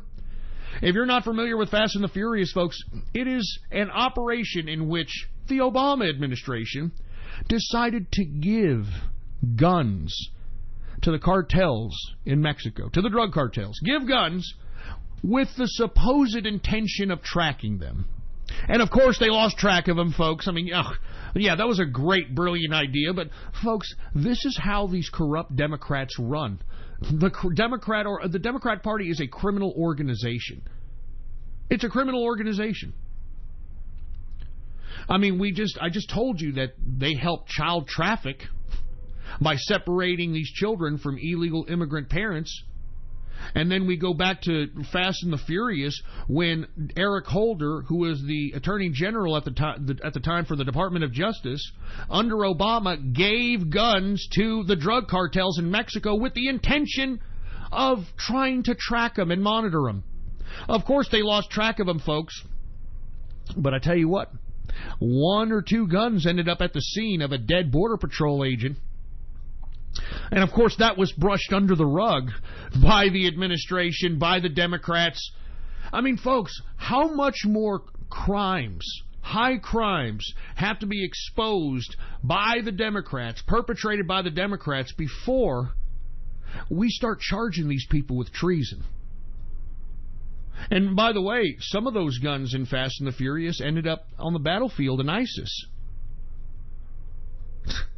So, I mean, I'm tired of these Democrats trying to use this immigrant child separation bullshit as a means of them trying to take the moral high ground.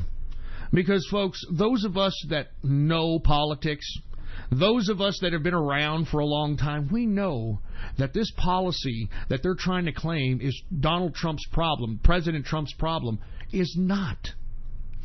I mean, this could have not been a problem had the Democrats and the Republicans come up with some kind of plan for the immigration situation. And that's why I'm telling you, folks, don't believe the bullshit that the Democrats are trying to shove down our throats. Don't believe the fake news media that are trying to shove this shit down our throats. If they're so concerned about these children, if they're so concerned about these illegal immigrants and their children being separated, where were they in 2008 to 2016 when Barack Obama was not only taking these children away from immigrant parents but handing them to child traffickers, folks? Where is the outrage? These people are fucking, these Democrats are pieces of shit, folks. That's why I'm telling you, there is no reason to befriend Democrats at this point. People on the left are pure trash. These people are just, I mean, there's no reason to rationalize with them, folks. They hate this country. They hate America. Just take a look at what they stand for. The only time you ever see Democrats get riled up, the only time that you ever see Democrats get up and be political and get political action and get cameras in their face, when it's either standing up for illegal immigrants or criminals. Those are the only two groups that get Democrats out of their chair and into those cameras talking all this sympathetic bullshit. You notice it's never for the American people, right, folks? You notice that the Democrats never stand up for the American people. You just have to be an illegal immigrant or a criminal. So all you people that are voting in Democrats, you are anti-American trash. You're anti-American scum.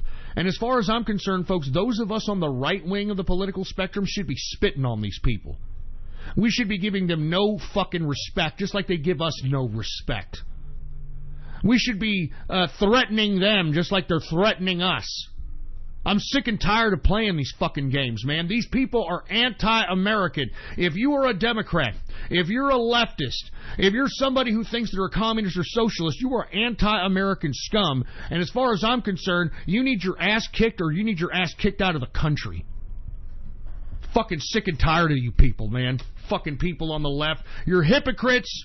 And you know what? You love being open hypocrites. You love being open contradictions because all you want is chaos. That's all you want. You want a chaotic situation. You want to divide and conquer. You people are a threat to our national security. All right? Democrats are a threat to our national security. All you've got to look at the previous administration. Look at where he almost put this country, folks, in an irreversible situation where we would be dependent on globalist powers. Thank God Donald Trump took the helm and became president and gave the power back to the people. But, folks, we can't be stupid. We can't allow this fake news media to bamboozle us into believing a bunch of shit, a bunch of lies. We can't allow the Democrats to pull on heartstrings and think that's what's going to get them votes at the voting booth. We've got to call them out for their hypocrisy and contradictions on a daily basis. And that's why this show is serious business, man. And that's why I'm calling on each and every one of you. Whenever I gab something, please repost it. Please like it. All right? Whenever you see somebody of the right, of a capitalist persuasion, post something, tweet something, post it and retweet it. We need to get the information in front of as many faces as possible. We need to show the contradictions in the faces of the liberals. We got to show the hypocrisy right in the face of the leftist. so they can't deny it any longer. So they know that we know. And once they know we know, they're not going to go to the polls, just like they did not go to the polls in 2016 for Hillary Clinton, folks. I guarantee you that the reason the majority of the people did not go to vote for Hillary Clinton because they knew we knew. And that's why I'm begging on every one of you, please, if you ever see me post something, if you ever see an article, repost it, man. Perpetuate the information. Make sure it's in as many faces as possible. We got to put it in many liberal faces, right in their face. So they can't deny it. They can't lie. They can't say, no, it's not true. No. I'm telling you. But that's what the Democrats want to do. They want to pull the sympathetic heartstrings thinking that's going to work when America can see right through this, you stupid dumbass.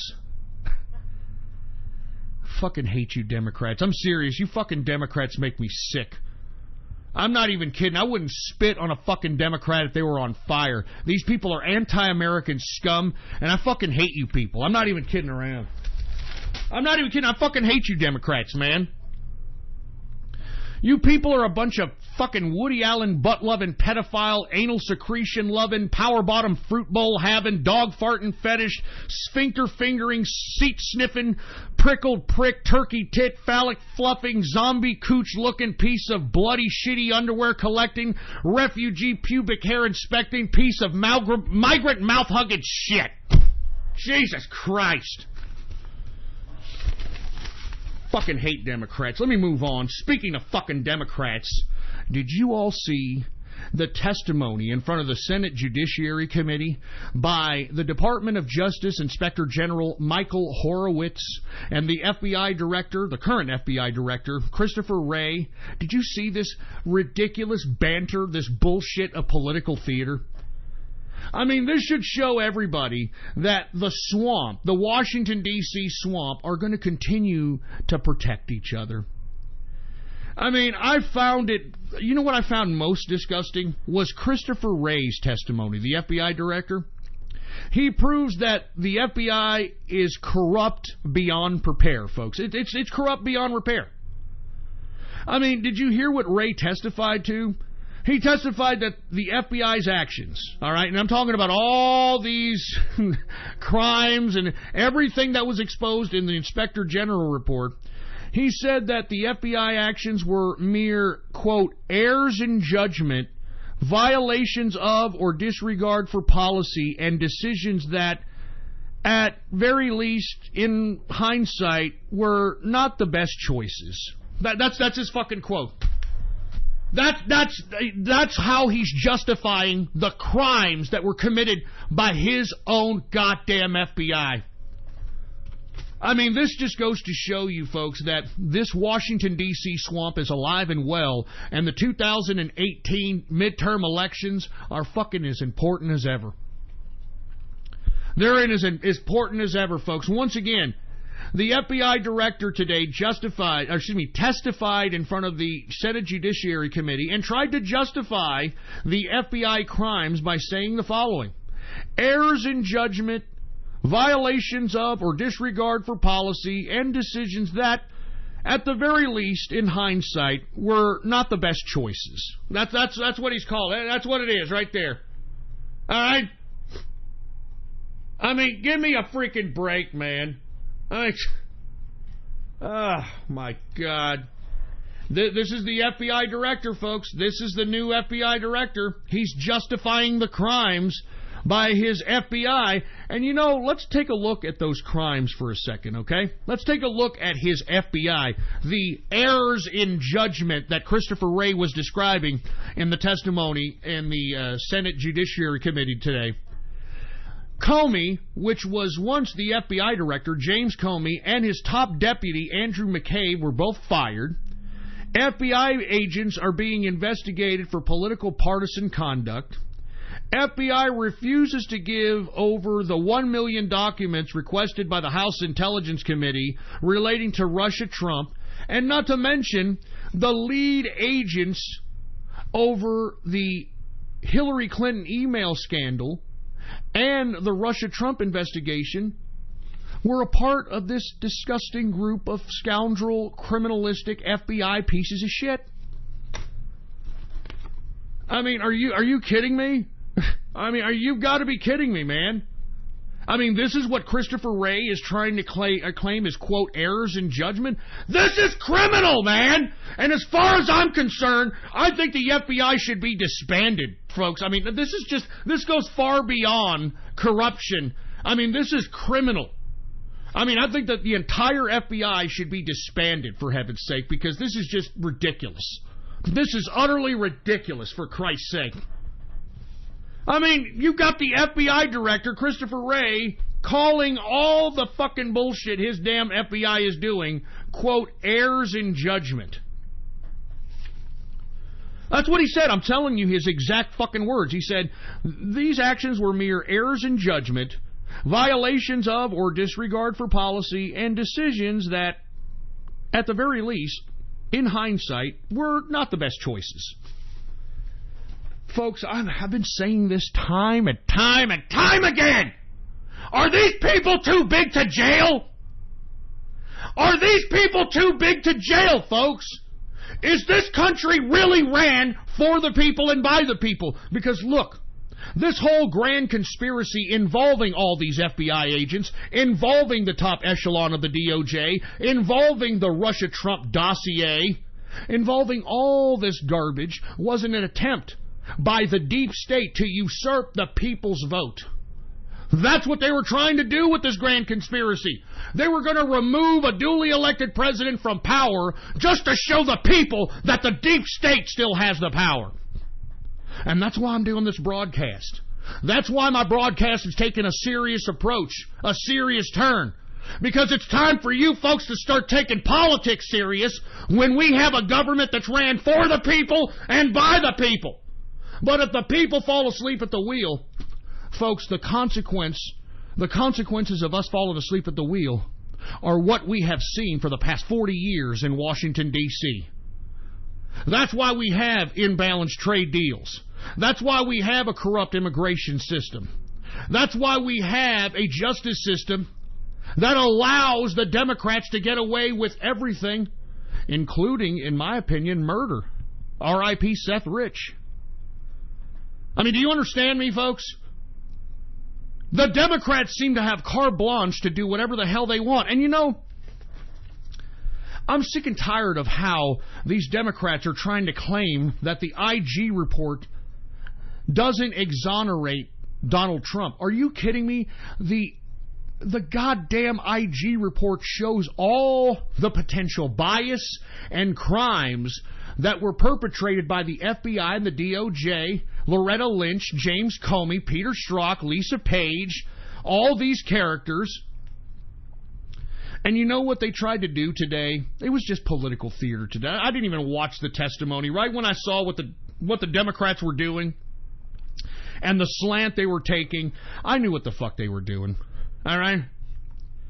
I mean, let's take a look at the Inspector General Michael Horowitz. The Inspector General Michael Horowitz's testimony was pure bureaucratic legalese, folks. That's all it was. You could tell it's just some bureaucrat trying to keep his job. You know what I'm saying? He was not trying to, let's just put it this way. His testimony was not based on what he interpreted. He testified based upon what they said throughout most of the hearing. Have you heard Horowitz's testimony? Well, he told us that. Well, that's what he said, and he said that this. You notice that, right? There was no type of mandate for the Inspector General to make any kind of legal interpretations from the IG report. The IG report was nothing more than a meaningless audit. And as I stated, once the IG started doing its investigation, I said even 6 months ago that it's going to be a big nothing burger. The IG, the Inspector General, has no mandate, no kind of prosecution powers or anything of that capacity. He can't question people that are no longer a part of the DOJ or the FBI. Nothing. So whenever the Democrats were asking Michael Horowitz a question, he wasn't going to give them an answer that, oh yeah, there was political bias, because there was bias, all right, folks. I mean, the whole goddamn IG report is an underscore of not only how much bias was in the goddamn FBI, but how much criminalistic corruption were in the FBI. The only thing that he was trying to say, Michael Horowitz, was according to the people he interviewed, according to them and their testimony, there was no bias. He doesn't have a mandate to give an interpretation on what political bias is or isn't. He's basing his Inspector General report based upon what these morons who committed the crimes themselves, what they said. That's why if you go look at the damn testimony by Michael Horowitz today in front of the Senate Judiciary Committee, what did he keep saying? Well, based upon what he said, based upon what she said, based upon what they said. You understand? Every time he would answer a question, it was based upon what somebody said. Because he was not mandated to interpret any kind of legal interpretations from the IG report, folks. That's not what the Inspector General was there to do. He was just there to interview a bunch of people, write what they told him, and chronicleize it in some kind of capacity. That was the only thing the Inspector General was there to do. And yet every question coming out of the Democratic side was asked in a way to make it look as if the Inspector General was exonerating the FBI, was exonerating Robert Mueller, was exonerating Peter Strzok, was exonerating all these characters, man. I mean, you all understand this, right? I mean, that's what is going on. And that's the way the mainstream media is putting it. Oh, well, the Inspector General said there was no political bias, so ha ha ha. There was bias all over the Inspector General report, for Christ's sake. We got FBI agents calling Trump supporters fat pieces of shit who think Trump is going to give them jobs for doing nothing. And that's a quote. That's a quote from these FBI agents, for Christ's sake, man. That's a fucking quote. And by the way, I mean, you know, that FBI agent that was talking garbage about Trump giving us jobs for doing nothing. Look at all the jobs out here, baby, huh? Huh? Looks like the FBI ain't as competent and ain't as smart as they fucking think, do they? Look around you now. There are more jobs in America than people looking for jobs. You stupid FBI bureaucrat deep state pieces of shit. I'm serious, folks. You all need to wake your eyes up. And you need to realize that we need to start demanding justice. Or these FBIs and these DOJs, they're going to think they can do this anytime they want. And they think that they can get away with it. That's why I'm conducting this broadcast seriously. That's why I'm calling on each and every one of you to take this shit serious, man. If you've got a social media, take this shit seriously, man. Start posting these articles, man. Go out and expose the hypocrisy. Expose the lies of these fucking liberal pieces of trash. We've got to. I'm calling on you. I'm calling on you because if we don't, no one will. And if the Democrats take control of 2018, everything we did for 2016 is going to be for naught. If these fucking godless, anti-American scum Democrats win in 2018, all the things we did, all the energy we spent, all the memes we built were for naught in 2016. By God, I hope you're listening. I hope you're listening and taking this political shit serious. Because by God, these fucking liberals are taking it serious. This isn't a joke, man. We're going to lose everything. We're going to lose everything we built if we just sit back and sit on our thumbs, for Christ's sake. Get off the fucking sidelines and get on the front lines, goddammit. The front lines are right outside your goddamn door. Do you love this country? Do you want to preserve the Constitution? Do you want to preserve freedom? Do you want to preserve capitalism? Well, then, by God, it's up to you. Participate in this political system. By God, this is a government made for the people and by the people, for fuck's sake! Wake up! Wake the fuck up! And for all of you that are going to be pessimistic and say, "Oh, Ghost, what can I do? I can't do nothing, Ghost. I don't know what you're talking about. I can't do shit, dude. I'm just one person." Oh, yeah? Oh, yeah? Look at what we did in 2016. Look at what we did. We made the impossible possible. We elected a non-establishment president to the White House. And these establishment assholes tried to stop us every step of the way, from the primary level all the way to the damn election day. They tried to stop us, folks. We wouldn't let them stop us. And I'm asking you, it's time to get political. We can't let them stop us now. We can't let them stop us now. I mean, folks, this Inspector General report underscores a culture of corruption in the Department of Justice, the FBI, and the entire city of Washington, D.C. Nothing but a culture of corruption that is accepted, that is status quo, that what this president is trying to deconstruct. And he needs each and every one of our attention. He needs each and every one of our help. For Christ's sake, stop being a lazy prick. Stop denying your personal responsibility at being politically active. By fucking God, this is a fucking country made for the people and by the people. It's time for you to get active. It's time for you to get active. Jesus Christ.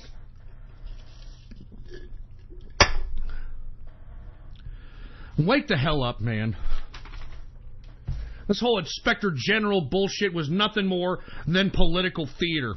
And once again, it underscores that the swamp, the Washington, D.C. swamp, are all going to protect each other. And there's nothing the American people can do about it unless we continue to fucking scream, unless we continue to point fingers, unless we continue to post on forum posts, unless we continue to post on blogs, unless we continue to post on videos, on podcasts, everywhere, so they can't hide it, so they can't brush it under the table. By God, are you fucking people listening? Are you fucking people listening, for fuck's sake? God damn it!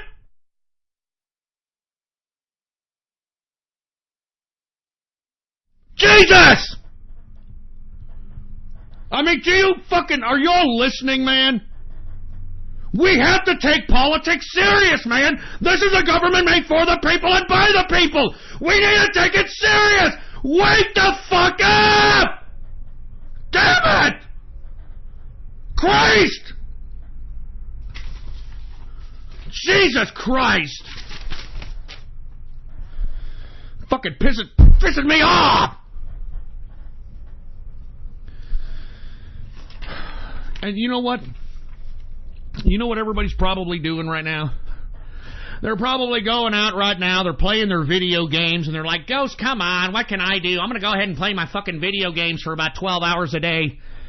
That's what I'm doing. That's what makes my life happy. And as long as I have my video game, that's all I care about."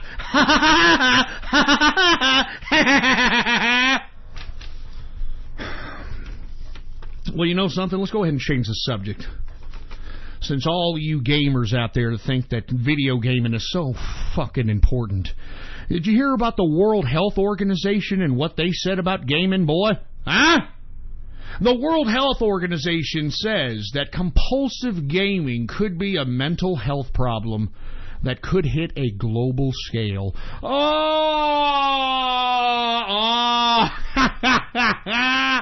I mean, folks, what did I tell you? What did I tell you? World Health Organization is saying compulsive gaming could be a mental health problem. Now, I'm going to be honest with you. I'm not sure if it could be a mental health problem. I can definitely agree with the fact that it is an antisocial problem. It is a problem that prevents people from actually doing anything with their life. It's an anti-motive problem, an anti-ambition problem. And I guess I could say that it could, break down into a mental situation because, I mean, look at a lot of these gamers nowadays. They're starting to dress like the game. They're dressing in cosplay like the game. They're going to gaming conventions, acting like a bunch of fucking, autistic butt monkeys out here. But is it a compulsive problem if you're making money from it? How about that? Is it a compulsive problem if you're making money from it? Now, let me explain what I'm saying. There are actual gaming leagues now in which you, or as somebody who is proficient in gaming, can go and play and compete in, and you can compete in these gaming competitions and win generous amounts of cash. But of course, I mean, we have to think about the numbers aspect in that. How many gamers are in the world today? I would dare to say at least close to a couple of billion, maybe more. So you have to take in consideration that if you are a gamer, you're competing with the world, and whether or not you're going to habitually make large sums of capital playing games is probably less likely than you joining the LA Lakers. Okay, let's say that you make money because you have one of these gaming streams. If y'all are not familiar, folks, there are people making millions of dollars a month. I don't know what I'm doing here, talking real politics to people who don't even give a shit. But there are real people out here that are making millions of dollars, sometimes 100,000, 200, 500,000 a month, on having a channel on the Twitch network or on the YouTube gaming network of them just gaming and talking shit. I'm not kidding. I mean, there are people making gang loads of cash, sitting back, watching their gaming, getting their thumbs bruised, talking a bunch of autistic man-child type banter, making all kinds of money doing it. So, I mean, is it compulsive? Is it a compulsive problem if you're making money? I guess it can work two ways, right? I guess those that are making the gaming channel money are the ones that are basically the problem, right? I mean, anybody who watches somebody who plays games and banter like an autistic idiot, I guess that's a part of the compulsive problem of gaming, isn't it? I don't know. I have no idea. I mean, I'd like to get some people's attention. Is there anybody in the True Capitalist Radio chat room that has anything to say about gaming? Because I would definitely like to have a couple of conversations, because I know I could see people in the True Capitalist Radio chat room.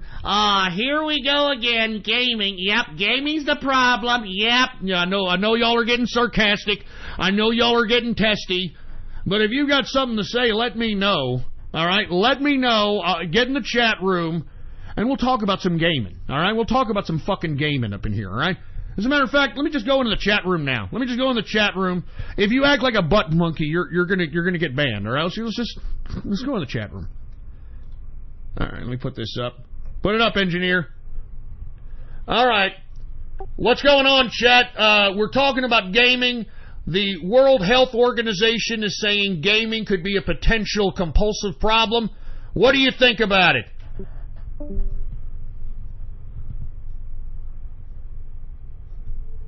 Hey, chat, what do you all think about it? Get on the fucking mic.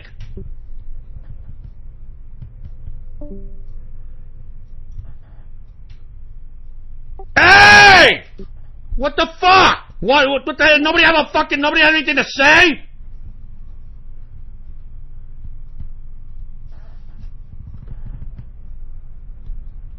What the hell? Nobody's going to get on the mic. Yo, can you hear me, go? Yeah, thank you. Somebody get on the fucking microphone, for fuck's sake.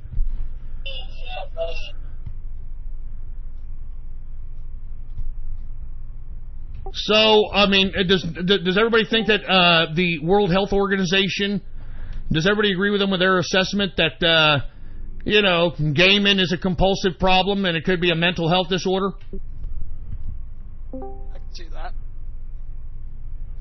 Yeah, gaming is a fucking waste of time. PewDiePie is an example. I don't know what is. So PewDiePie is an example. Don't you think Markiplier and these fucking, look, I'm not a big gaming guy, okay?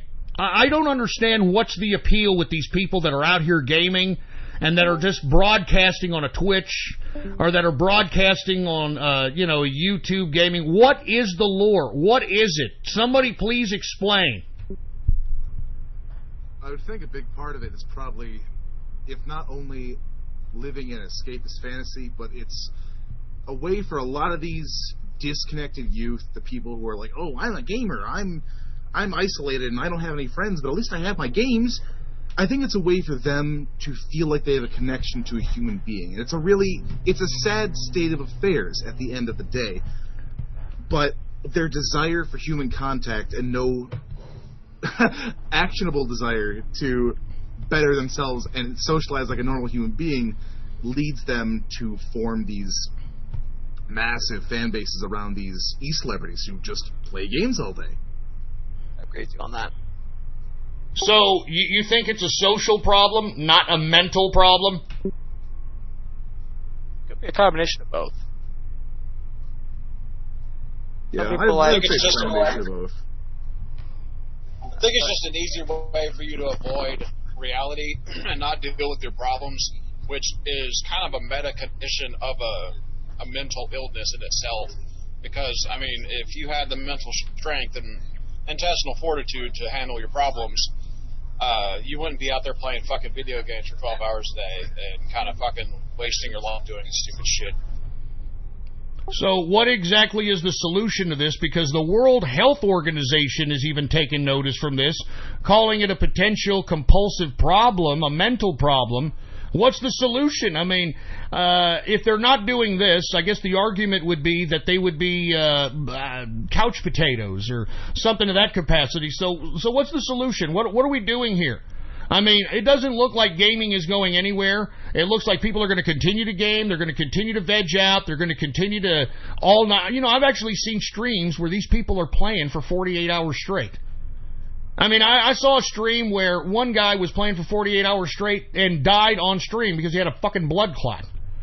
I mean, you know, I mean, what's the answer here? I mean, where is our society going to go with gaming as a component of it? Anybody? I think it's a touchy subject, because on one hand, yes, you want to treat it like the kids do have a disorder, and it's stupid to call it that, but at the same time, if you want to get them the help they need to adjust and be normal, functioning adults, if that's what it takes, then so be it, but at the same time, you're presented with the possibility of enabling these people, saying, oh God, now I'm disabled, now I have a mental disorder, I physically can't stop playing games, guys, I'm Pickle Rick, So, like, do you want to enable them, or do you want them to die? And the difficult part is striking that balance to get them the help they need, help them grow up normally. If they're kids, assuming, if they're adults, then by all means, they're kind of lost causes if they haven't broke that habit in their youth. But making sure they don't take advantage of that problematic nature when it's treated as a recognized mental illness. Right. Anybody else have any comments on this? This is a very serious issue. I know a lot of you guys are some gamers out here, so definitely interested in what you guys have to say. Anybody else have any other comments in the True Capitalist Radio chat room? Yeah, gaming should be, in my opinion, gaming should be like recreational. It shouldn't be your job. If you have a job doing that, then you might want to reevaluate yourself. Well, I mean, you know, some people actually believe that gaming is a way of life. Is that, I mean, does anybody agree with that assessment, or is that just going overboard? It could also be attributed to bad parents and say their mom buys them a video game because they don't want to be mommy and daddy, so, and then it just, in their adult life, it just evolves into an addiction. Yeah, that has to be a possibility. Yeah, that's exposed at a young age. Yeah, so if it's an addiction, so should we regulate the distribution of games? Should we monitor how old people should be before playing games? I mean, what's the solution? If we're all acknowledging that it could be potentially a social and a mental problem, what exactly is the solution? I think the solution, I mean, honestly, we couldn't really get the fucking software manufacturers or developers of these consoles to limit the time that is spent on here, because that'd be about the only thing that you could really do about it. However, I think it comes down to a legal issue. Or I don't even know how to quantify that. It's a complex issue, because on one hand, how are you going to be able to control what people do? Because, when you make something illegal, people want to do it more anyway. But if you make it legal, which it already is, they're going to do it at the rate that they've been doing it. So, how do you conquer that? You gotta instill that love of the outdoors again. Make kids want to have those memories of blacktop youths and just nights under the summer sun. Or setting summer sun anyway. It's when everything's given to them in a virtual world and they can live out these escapist fantasies all the time, what use do they have for the outdoors? It's tough to regulate it at that point, because it's reached such a point where it's so lucrative as an industry that you can't realistically expect manufacturers and software engineers to limit the amount of time kids and other people can play. Likewise, limiting the age at which kids can start playing games, because they're going to find a way around it. That's happened since anything really. Look at alcohol, drugs, cigarettes, and it's extremely profitable. As a capitalist, I respect the fact that they're doing what they can to market as much as they can to these kids who are going to feverishly buy their products, good or bad. It might not be morally sound, but at the very least, they're only doing what their jobs are, and it's to make money for the companies that they're publishing for. So, I don't know. It's just make the outdoors fun again. Make kids want to go outside again. I'm not sure what to say. No, I actually agree. I agree with Tesla on that one, but also parents could have a big influence on that. Just saying, hey, here, I'm going to buy you a console. You sit here, and let me do what I want to do, and I'll leave you alone, home alone with the video game. Actually, do something with them. We'll just leave them alone with the game. Well, I understand that, and unfortunately, I blame the parents. Obviously, the parents are not doing what they're supposed to be doing as parents to be able to make these kids productive members of society. But what about these games? Speaking to the point where the gentleman was speaking about how the gaming industry is capitalizing in every possible capacity on these kids. What about these games like the one that was posted here? Here, let me show you. Hold on. Let me go back up here. Yeah, it's called Star Citizen charges $1,000 so you can unlock these different levels, and if you unlock every ship in this game, you're going to spend about $27,000. So, where are we going here? And not to mention, free market, whatever, capitalism. How are these gamers who are not doing anything with their lives and being unproductive, non-capitalists, living with mammy, how are they going to continue to sustain this type of gaming? This kind of gaming obviously it has a finite amount of time. Because look, let's be honest. Right now, we have a humongous population of gamers who are, if not autistic, if not Asperger's, losers who are just living with mommy and daddy and utilizing this to pass time in their lives and that sort of thing. How in the hell are we going to stop this? Listen, I understand making the outdoors great again. Look, it's very hard to do when you have somebody who has spent most of their lives indoors trying to like the outdoors, where there's ailments, where there's bugs, where there's sweat, where there's cold, they're not going to like that. Once those formative years of 1 through 13 are encapsulated around technology or a tablet or a goddamn video game, I think it's over. I think those people are lost causes. And that's why the WHO, the World Health Organization, are claiming that gaming, compulsive gaming, could be a very potential, not only just a threat to the mental health of the world, but a threat to the social stability of the world at this point in time, because take a look at what people that are in these gaming communities actually deem as regular everyday activity, everyday social interaction. It's very warped. I don't see a way around this other than potentially the regulation of these fucking things. I don't want it regulated, But take a look at the average, regular, everyday person whenever they're encountered with these games. It's just like they can't let go. They got to play more. They got to waste their time. And that's time of nothingness. Unless you're making money off of gaming, it's nothingness. I'll give you guys the last word, man. I mean, what do you think? What do we have to do? You guys are gamers. You've seen a lot of people game for 48 hours straight. You've seen a lot of people binge game. You've seen a lot of money spent. I'm sure you've spent a lot of money. What do you think's anybody? The floor is anybody here. What is the solution, man? Or at least a path towards a solution? An EMP. Yeah, just destroy it all. Anything short of an EMP is just to kind of reinforce traditional parenting and getting parents to stop being such lazy faggots about keeping their kids active, because I think that's really what it boils down to. It's just the same reason why, you know, parents put their fucking kids in front of a TV or internet, you know, through the computer or a video game. They just don't want to fucking deal with being a parent. So, I mean, I think at this point, you just have to encourage parents to be parents again.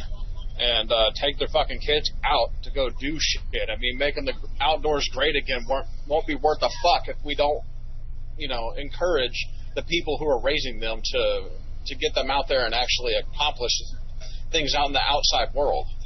Right, they gotta regulate their time with that shit. If they're kids, if they're adults, then, like I said earlier, they're kind of a lost cause. We also got to understand that these people fucking grew up playing this shit as well, and I think that has a large part to do with it. If we didn't have that problem, and you know, parents took some more responsibility with their children and had a little bit more energy and effort put into it, I don't think they'd have that motivation to play video games for as long as we have seen them play. Well, I want to thank you guys in the True Capitalist Radio chat room for participating in the True Capitalist Radio show. It was a great conversation. I know a lot of you guys are gamers. I know a lot of you guys have different opinions on this, but hey, if the World Health Organization is suggesting that compulsive gaming could be a mental problem, I think that everybody, including the gamers themselves, need to take notice that, wait a minute, what is this? Is this a standing or starting point for regulation? And I think it is. So instead of playing video games, this is why video gamers need to be political. This is why everybody needs to be political. And that's why I keep telling everybody, man, there's no more of this entertainment for tards as far as this show is concerned. It's time to get serious, because if we don't get serious, other people are. And those people that are serious want to control us. They want to take away our freedoms. They want to take away our rights. And that's why we have to keep struggling, because once again, freedom is not given, it's taken. Anyway, thank you very much for kicking back with us, man. I'm going to go ahead and get off the chat room now. Thank you guys in the Inner Circle, or excuse me, the True Capitalist Radio chat room. Pretty good conversation. So thank you guys. Well, there you go, folks. Not bad. Not a bad conversation with the True Capitalist Radio chat room. Once again, the reason we were talking with these guys is because we do have a lot of gamers in the True Capitalist Radio chat room. I mean, this is the internet's. More than likely, you're probably playing some kind of game on the internet. We definitely wanted to hear some insight. Very interesting insight from all these guys. You know, their interpretations on why gamers are antisocial, why they're so enamored with games, why it encompasses their lives, etc. Very interesting points. And hey, by the way, folks, that's how we're going to incorporate the True Capitalist Radio chat room. That's how we do it. We're going to patch in people. We want to hear people's perspective. This is a fucking serious show. No more entertainment for tards. So if you want to be a part of the True Capitalist Radio chat room, well then, by God, go to my Gab account right now. Go to my Gab, Politics Ghost, all one word, no underscores, and click the subscribe button for premium content, all right? Click the subscribe button for premium content, and once you do, private message me on Gab with your Discord chat name, and I'll be sure to give you an exclusive invitation to the True Capitalist Radio chat room so you can chime in with us whenever we have a conversation such as this, which we are going to start having many, to say the least, all right? So join the chat room, baby. And as you heard, there's no more tards in there. Did you hear that? That was the regular chat room. No more tards. No more autists. It's great, and I want to thank you guys in the True Capitalist Radio chat room for giving such a good chat, man. Damn, now I'm really proud of you guys. I'm not even kidding around. Cheers to the True Capitalist Radio chat room. Anyway, folks, we're already in 11 minutes into the third and final hour of the True Capitalist Radio broadcast. And, of course, I am your host, the man they call Ghost. And once again, I want to thank you very much for tuning in with me. Before we get started on anything else, I'd like to remind everybody to please spread this show link around like wildfire, all right? And let everybody know across the internets and throughout the world that True Capitalist Radio is in effect and in the house. And we are live every Monday, Wednesday, and Friday, 6:30 p.m. Central Standard Time, right here on the official website of the True Capitalist Radio broadcast, and it is ghost.report. All right, it's as simple as that. I'm not joking. That's the website. Just type it in your browser. That's the official website of the show, ghost.report. And by the way, I recently posted a new blog post on Ghost.report basically saying True Capitalist Radio is no longer entertainment for autists. And I have a very, a little decent blog about it. So if you want to check it out, go ahead and check it out, Ghost.report. Once again, Ghost.report. And if you have not done so, please follow me on Gab, folks. The Gab name to follow, Politics Ghost, all one word. No underscores, Politics Ghost is the name to follow. Now that we got that all out of the way, we're already 12 minutes into the third hour. And before we get on to the last few subjects here, we're going to talk a little bit of international relations. It's a Monday. You know, I'm having a little bad case of the Mondays. So whenever I do that, you know what time it is, right, folks? You know what time it is? Huh? You know what time it is? More beer! Yeah! That's right, folks. It's time for some damn beer drinking time. And, I decided to wait till the end of the broadcast so we can, so I won't have to be, here, let me take another sip of my beer. Let me take another sip of my beer. I've been hearing that on the broadcast, and I don't know, I've been getting kind of annoyed by it. So let me go ahead and just drink at the end so we can do a show here. And by the way, I got one of these mugs that'll take 2 fucking bottles of beer in it, right? 2 damn bottles of beer. Let's go ahead. There's 1 bottle right there. Here's another bottle. Oh, yeah. Woo! Oh, man. That's right, baby. We're drinking beer here. All right, it's the third and final hour of this Monday, episode number 581. The date, I forgot to say the date today. The date is June 18th, 2018. Let me go ahead and put the other beer in the big-ass mug here, and then we're going to move on with the show. Then we're going to move on with the damn show here. All right, let that foam out a little bit, and let's go on to the next part of the broadcast. Let's talk a little bit about Germany. Los Schlagen, Schliegen, Schlagen, Volkswagen, Sieg Heil!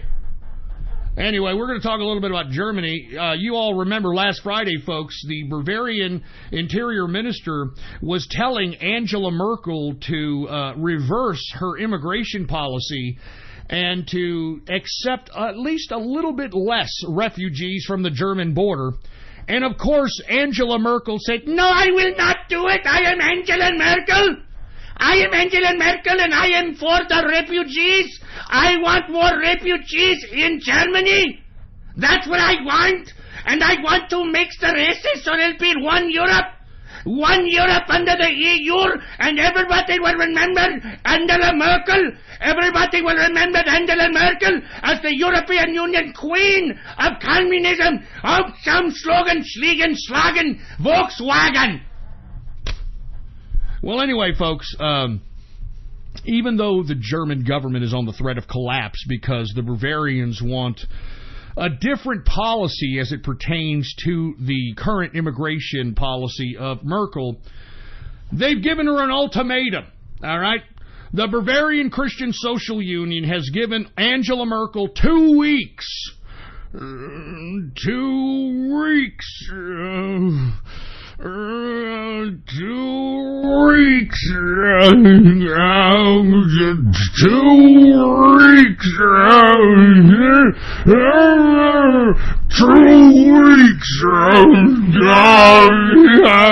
Anyway, Angela Merkel has been given 2 weeks by the Bavarians to reach a deal with the EU on the migrant crisis, all right? 2 weeks! 2 weeks! 2 weeks! 2 weeks!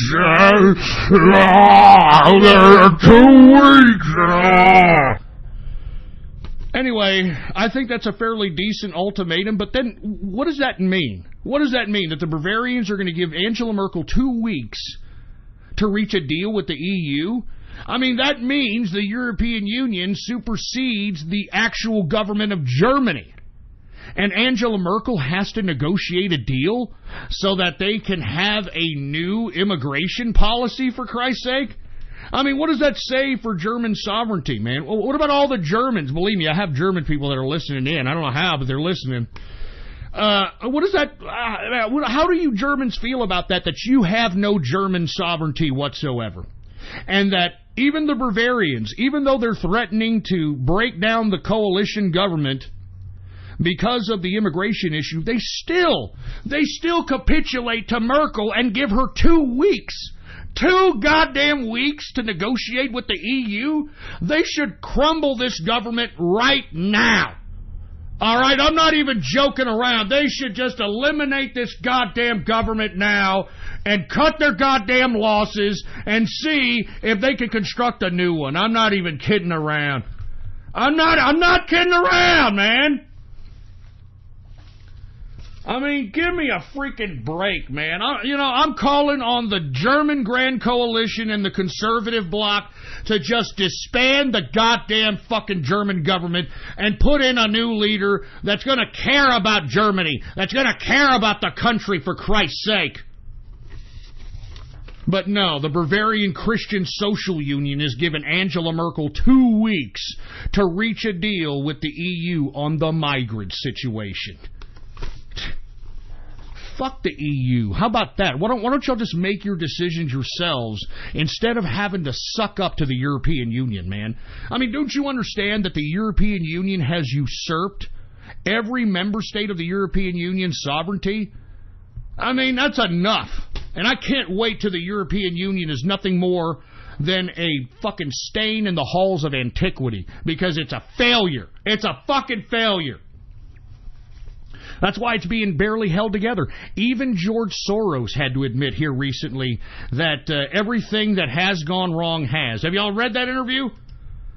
I mean, I'm serious. He finally admitted, yes, everything that has gone wrong, it is gone wrong. I am George Soros, and I will spend $15 million of my own money so that I can put it in the 2018 midterm elections, and I will encourage the EU to continue with their endeavor of making all the European nation states nothing more than a subject to the European Union. And you know, everybody asks George Soros, why? Why do I do what I do? Why do I spend millions of dollars to go out and try to overthrow countries? Why do I do it? I do it because your country is mine. Everything is mine. The black people are mine. The homosexuals are mine. Your mother's Gucci is mine. Everything is mine. And I want all of you to know that George Soros is the true power behind each and every one of your governments. That's right. Why do you think your politician have a picture with me all the time? How come your politician have a picture with my son Alex? My son Alex is going to be even more meaner than me. He's going to be more destructive than me. He is the apple from my eye. And he's going to make George Soros look like Pillsbury Doorboy. And you all will see that Alex Soros is going to put hot pepper up your ass. And there's nothing you can do but just bend over and tell everybody that you are owned by the Soros. You are owned by the Soros. You want to know why? Because your ass is mine. Everything is mine. Your asshole is mine. Your coochie is mine. Your little pink willy is mine. Everything is mine. That's George Soros, folks. That's how he believes. I mean, that's what he believes. For Christ's sake, that's the way it is. I'm just saying. Anyway, let me get to the last, but certainly not least, issue on the broadcast today. For all you alt-righters, all you white nationalists, this one's for you. All you pro-Russians, I don't know, what is it with Russia and pro-white nationalists and alt-rights? What is it with Russia and white nationalists and alt-righters? I don't get it. I mean, every time you approach a white nationalist or an alt-righter and you put them in a corner and, you make them look like a mental midget, I mean, either one of two or three things come out. My Jew! My Jew! My Jew! My Jew! My Jew! My Jew! My Jew! My Jew! My Jew! My Jew! And if it's not that, it's the horseshoe theory. My horseshoe theory. My horseshoe theory. Or, National Socialism. My National Socialism. My National Socialism. And they always, have you ever heard any of these alt-right white nationalist podcasts? All they talk about how Russia's great and Putin's such a strong man, even though he's a manlet, and this and that, and Well, this goes out to all of you, all right? Israel's Benjamin Netanyahu tells Vladimir Putin, Iran has to withdraw from all of Syria. I mean, did you hear that, huh? How do you like that, white nationalist, alt-right, pro-Russian idiots? You've got Benjamin Netanyahu, the Prime Minister of Israel, putting his finger in that manlet Vladimir Putin's face saying, hey, you tell your damn camel jockeys out there, Iran, you tell them to get the fuck out of Syria. Get out! Because Benjamin Netanyahu said so. Do you understand, Putin? I mean, don't you understand that Putin has been licking the boot of Benjamin Netanyahu for the past several years, for Christ's sake? I mean, he's been literally licking the goddamn matzah hole of goddamn Benjamin Netanyahu for the past couple of years, for Christ's sake, man. Don't you goddamn white nationalists and alt-righters understand that? Why are y'all so pro-Putin? Why are y'all so pro-Putin, man? Putin is licking the boot of Benjamin Netanyahu, for Christ's sake. Now, once again, folks, Benjamin Netanyahu is demanding Vladimir Putin tell Iran to withdraw from all of goddamn Syria. Withdraw from Syria! Now, the Russian Foreign Minister, Sergei Lavrov, this four-eyed fucking idiot, now, he's out here saying, well, yes, we will make sure that Iran withdraw from the Syrian border. That's what we'll do. We will make sure that the Iranians will withdraw from Syrian border, but they will still be conducting military operations within the government, within the border of Saudi Arabia. Of Syria, excuse me. Fuck. I mean, seriously, man, they're trying to play both sides, all right? Russian Foreign Minister Sergei Lavrov said that they pushed for Iran to withdraw from the Syrian border. Not to withdraw from Syria completely, but to withdraw from the Syrian border that obviously borders closest to Israel.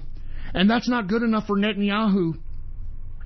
Benjamin Netanyahu is rejecting the Russian Foreign Minister Sergei Lavrov's push for Iran to withdraw from the Syrian border.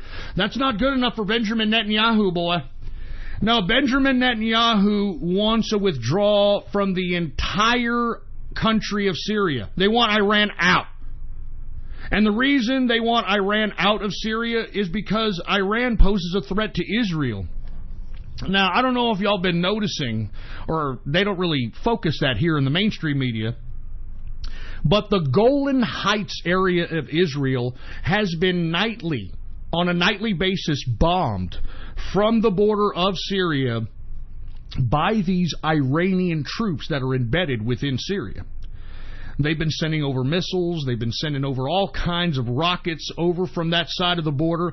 And that's why at this point in time, Israel is basically putting the finger in Vladimir Putin's face and saying, look, you stupid Ruski, you do what Israel says, and you tell Iran to get the hell out of there, and if not, we're going to still indiscriminately bomb the shit out of Syria, and we're going to make sure to kill as many Iranians as possible. And you could tell Iran I said that. Do you got that, Putin? Are you listening to Bibsy? Are you listening to Benjamin Netanyahu? That's right. Now here, have a goddamn matzo ball. Jesus Christ. I'm not kidding, man. I'm not kidding. Hey, wait a minute. Somebody just posted here. What's going on to Chaos 2, whoever that is? What's going on, man? Look at this. Somebody, and I gotta post this. I gotta show this. All right? I gotta show this crap. All right? I gotta show this. Let me post this in the True Capitalist Radio group. As a matter of fact, folks, have y'all seen the new True Capitalist Radio group? Please be a part of it, folks, because, that's where we're going to post a lot of news, information, serious business. Anyway, I'm about to post a article about a 9-year-old who has been placed in rehab because of Fortnite addiction. There it is. Right there. Okay? Now, I didn't mean to disrupt the coverage between Israel and Russia for this, but we were talking about the World Health Organization calling compulsive gaming a mental disorder. Well, there you go. Check out my gab right now. Check out my gab. There it is. There it is right there, folks. All right, 9-year-old placed into rehab for Fortnite addiction. It's happening. It's happening, folks. It's fucking happening. Good God. Check out my gab if you don't believe me. I just posted that article right there. 9-year-old going to rehab for an addiction to Fortnite. That's just great. Good God. Anyway, where was I, for Christ's sake? Oh, yeah.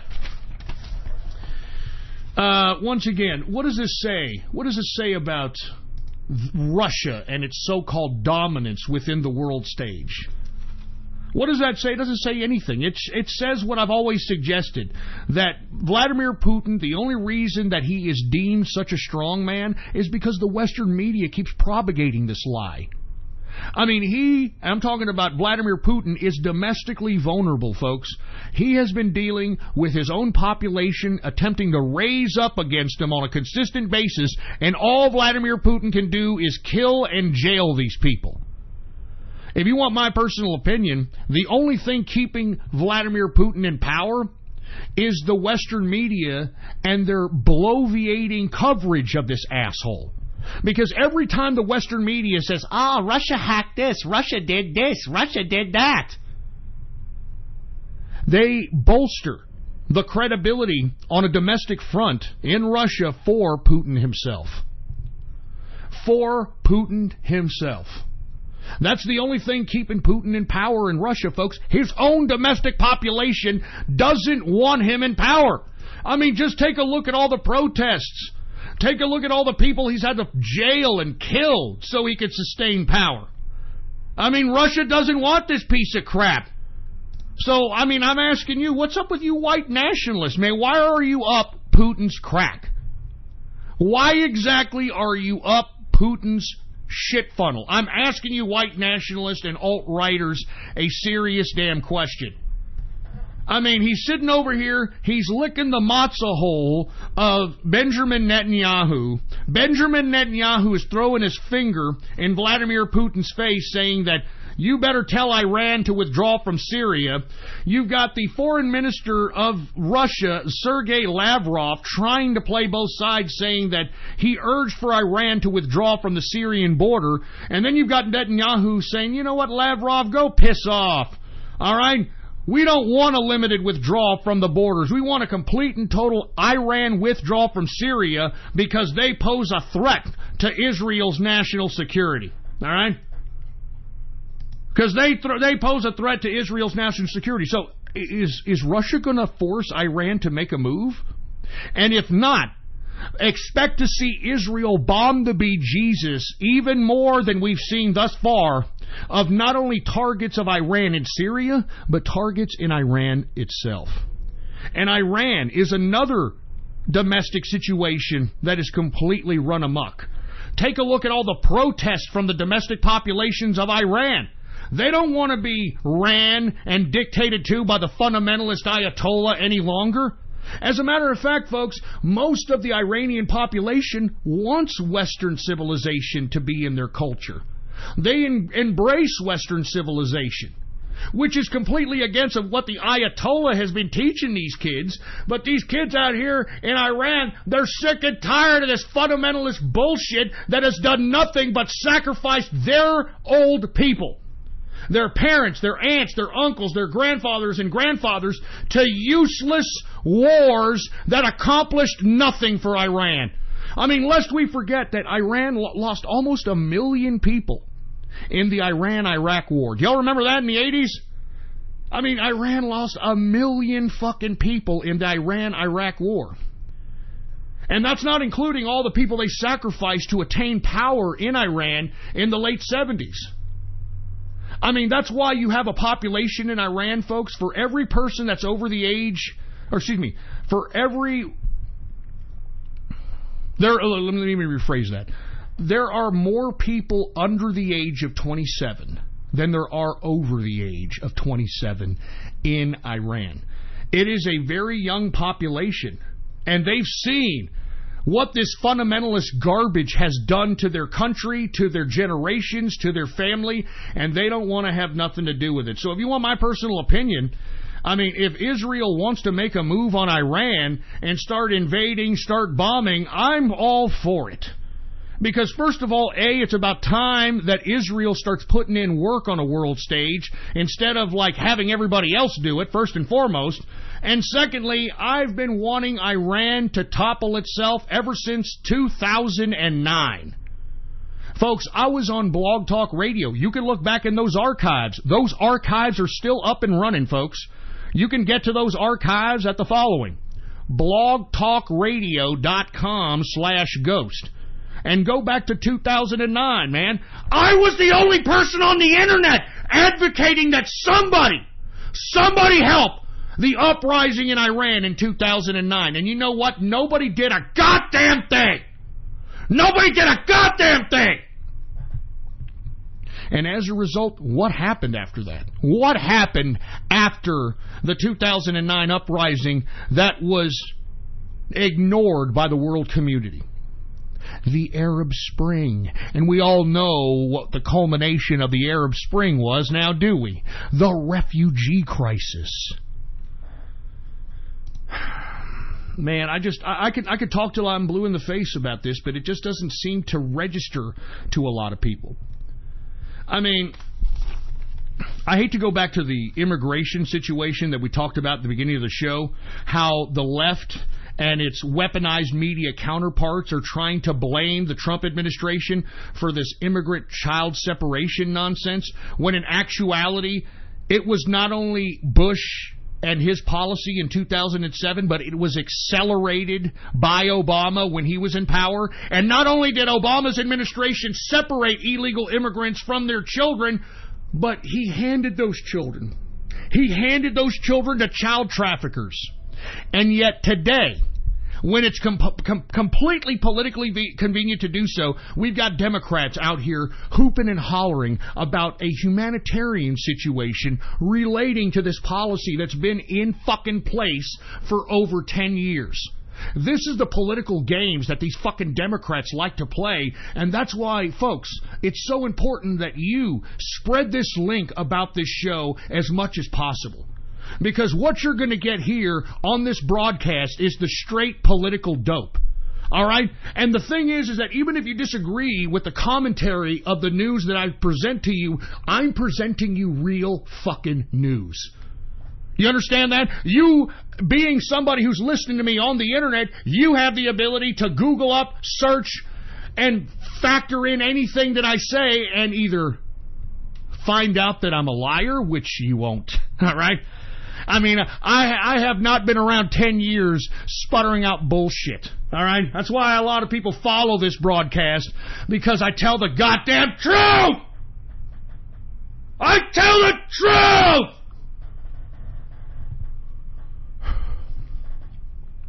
That's what I give you, the fucking truth. Even if you don't agree with me, the news is real fucking news, and it's news that you're not going to hear on these talking heads in the mainstream media. It's not this fucking fake news bullshit that you're going to hear, these fucking lies that you hear in the mainstream media. All right? I am not motivated by the same motivations that these asshole talking heads in the mainstream media are. I am dedicated to my political perspective. I am dedicated to my economic perspective. And that is what's motivating me to do this broadcast, folks, because, like I said, I'm not getting paid for this anymore. I mean, I used to get paid like, $4,000 a month at Blog Talk Radio. I don't get paid for anything anymore. So I'm dedicated purely for the politics. I'm dedicated purely for the capitalism. That's why I'm conveying this information to you folks. Because no one else is. I don't hear anyone else giving out economic information that could help people's lives. I don't hear anybody else teaching people about markets. I don't hear anybody else out here giving people the unadulterated fucking truth. And that's what I'm doing. That's what's motivating me to do this show. It's not the money. It's politics. It's our government that's been made for the people and by the people. I'm part of those people, so I am participating in the political process, and I am encouraging each and every one of you that are listening to my voice. You participate in the political process. By God! If we don't, folks, you want these Democrats to take control again? If these Democrats take control again, we're in some serious fucking trouble. Not only will they attempt to try to impeach President Trump for no fucking reason, but they're going to make sure the American people pay. They're going to make sure the American people pay for voting them out of power. I mean, that's what they did to us in 2008, folks. They made the entire American fucking people pay. That's why most of you folks went on food stamps. That's why a lot of you folks couldn't find jobs. Because the environment, the policies that the Democrats were putting forth were making this type of reality. Go out and try to find a job now, folks. They're unlimited. I mean, you can actually find a job that'll suffice your pay needs and be able to fucking make a decent living now. This ain't Obama anymore. Back during Obama, public sector jobs superseded private sector jobs. And folks, that we can't have that. That's socialism. That's communism. That's exactly what the Democrats were trying to create during the time they were in power from 2008 to 2016. They were trying to create a quasi-socialist communist bunch of shit. Hence, that's why there were more public sector jobs during the Obama administration than there were private sector jobs. And that's a damn fact, folks. That's an absolute, utter damn fact. But thank God Donald Trump was elected president. And once again, I hate to keep reiterating this, but Donald Trump's election proves, no matter how corrupt, no matter how criminalistic Washington, D.C. is, if we all, as American people, unify around one person, one issue, One idea. This government cracks, folks. This government capitulates. This government bows down, and the election of Donald Trump proves that. The election of Donald Trump proves that. They couldn't pull the wool over our eyes, folks. They could not fool us into believing that Hillary Clinton would have legitimately won that election. We would have been up in arms, and the fucking deep state and the fucking swamp in Washington, D.C. knew it. So they had to do the people's will. They had to elect Donald Trump. Hence, why we had this grand conspiracy involving the highest members of the Department of Justice, the highest members of the FBI, and Robert Mueller's special counsel trying to remove a duly elected president. That's why they're conspiring to do this. They have to create some bureaucratic legal ease to justify the removal of Trump, and we can't allow that to happen. Everybody who is a part of the Make America Great Again group, we can't let that fucking happen. We cannot allow these dumbass bureaucrats, these deep state assholes, supersede the people's vote. Because that's exactly what they were doing, folks, by trying to remove Donald Trump from office. They were trying to assert their deep state authority over the people, and we cannot allow them to do it. And how do we not allow them to do it? By participating in the political process, because this is a fucking government made for the people and by the people. So participate, damn it! Participate in the goddamn system, for fuck's sake! Jesus Christ, give me my drink, for Christ's sake. Because my tongue, get my freaking first beer drinking going on.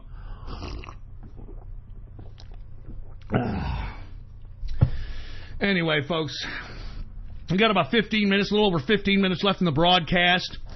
What I'm going to do is I'm going to go over to the headlines of drudgereport.com, folks. So if you want to follow along with me, go to one of my premier news sources, drudgereport.com. Folks, I've been following Drudge since like 1995 when he was out of news groups. Y'all remember that? Who's old school internet enough to remember news groups? Anyway, folks, drudgereport.com is where we're going to go. The main headline, border battle, USA taking in 250 kids per day. Now, you see, folks, why are we taking on 250 kids a day? Because these immigrants know. They know our fucking immigration loopholes, man. That's why we need immigration reform. We need a fucking border wall so these people can't just cross across the border. They'll be forced to come in through entry points, which we can easily deal with and keep them on that side of the border. We need to end this idea. This fucking idea of lottery immigration, that you can get into a fucking lottery system and, oh, look, you won. You can come along and be an American citizen. And then chain migration. Chain migration means that a person that won the lottery system can take their aunt, their uncle, their cousins, their brother as a means of chain migration. All these kinds of fucking policies as it pertains to immigration need to cease to exist. And that's why the USA has taken 250 kids per day, because these immigrants know how to game our own immigration system, and we have Democrats trying to pull the sympathy strings of America in an attempt to take over the immigration issue again. It's fucking sick. Unbelievable. Anyway, next headline, Comey under investigation of handling classified information. Oh, I got to read this. This is out of the Daily Caller, folks. The Daily Caller, who wrote this? Justin Caruso, senior media reporter. The title of the article, Comey under investigation for handling of classified information. Let me go ahead and read this here. We got former FBI Director James Comey is under investigation for mishandling classified information. DOJ Inspector General Michael Horowitz revealed Monday. Yeah, let's see where that goes. Who's he investigated by? He's specifically under investigation for his handling of memos he wrote about interactions with Trump while FBI Director. Comey said he did not expect a report on his handling of classified information because that's frivolous. I don't happen to think that is frivolous, Senator Chuck Grassley said during a Senate hearing on Monday. Question number 1, Mr. Horowitz, are you investigating the handling of his memo, and does that include the classification issues? And should Mr. Comey expect a report when it's complete? Grassley asked. We've received a referral on that from the FBI. We are handling that referral, and we will issue when the matter is complete, consistent with the law and the rules that are a reporter that's consistent and takes those into account.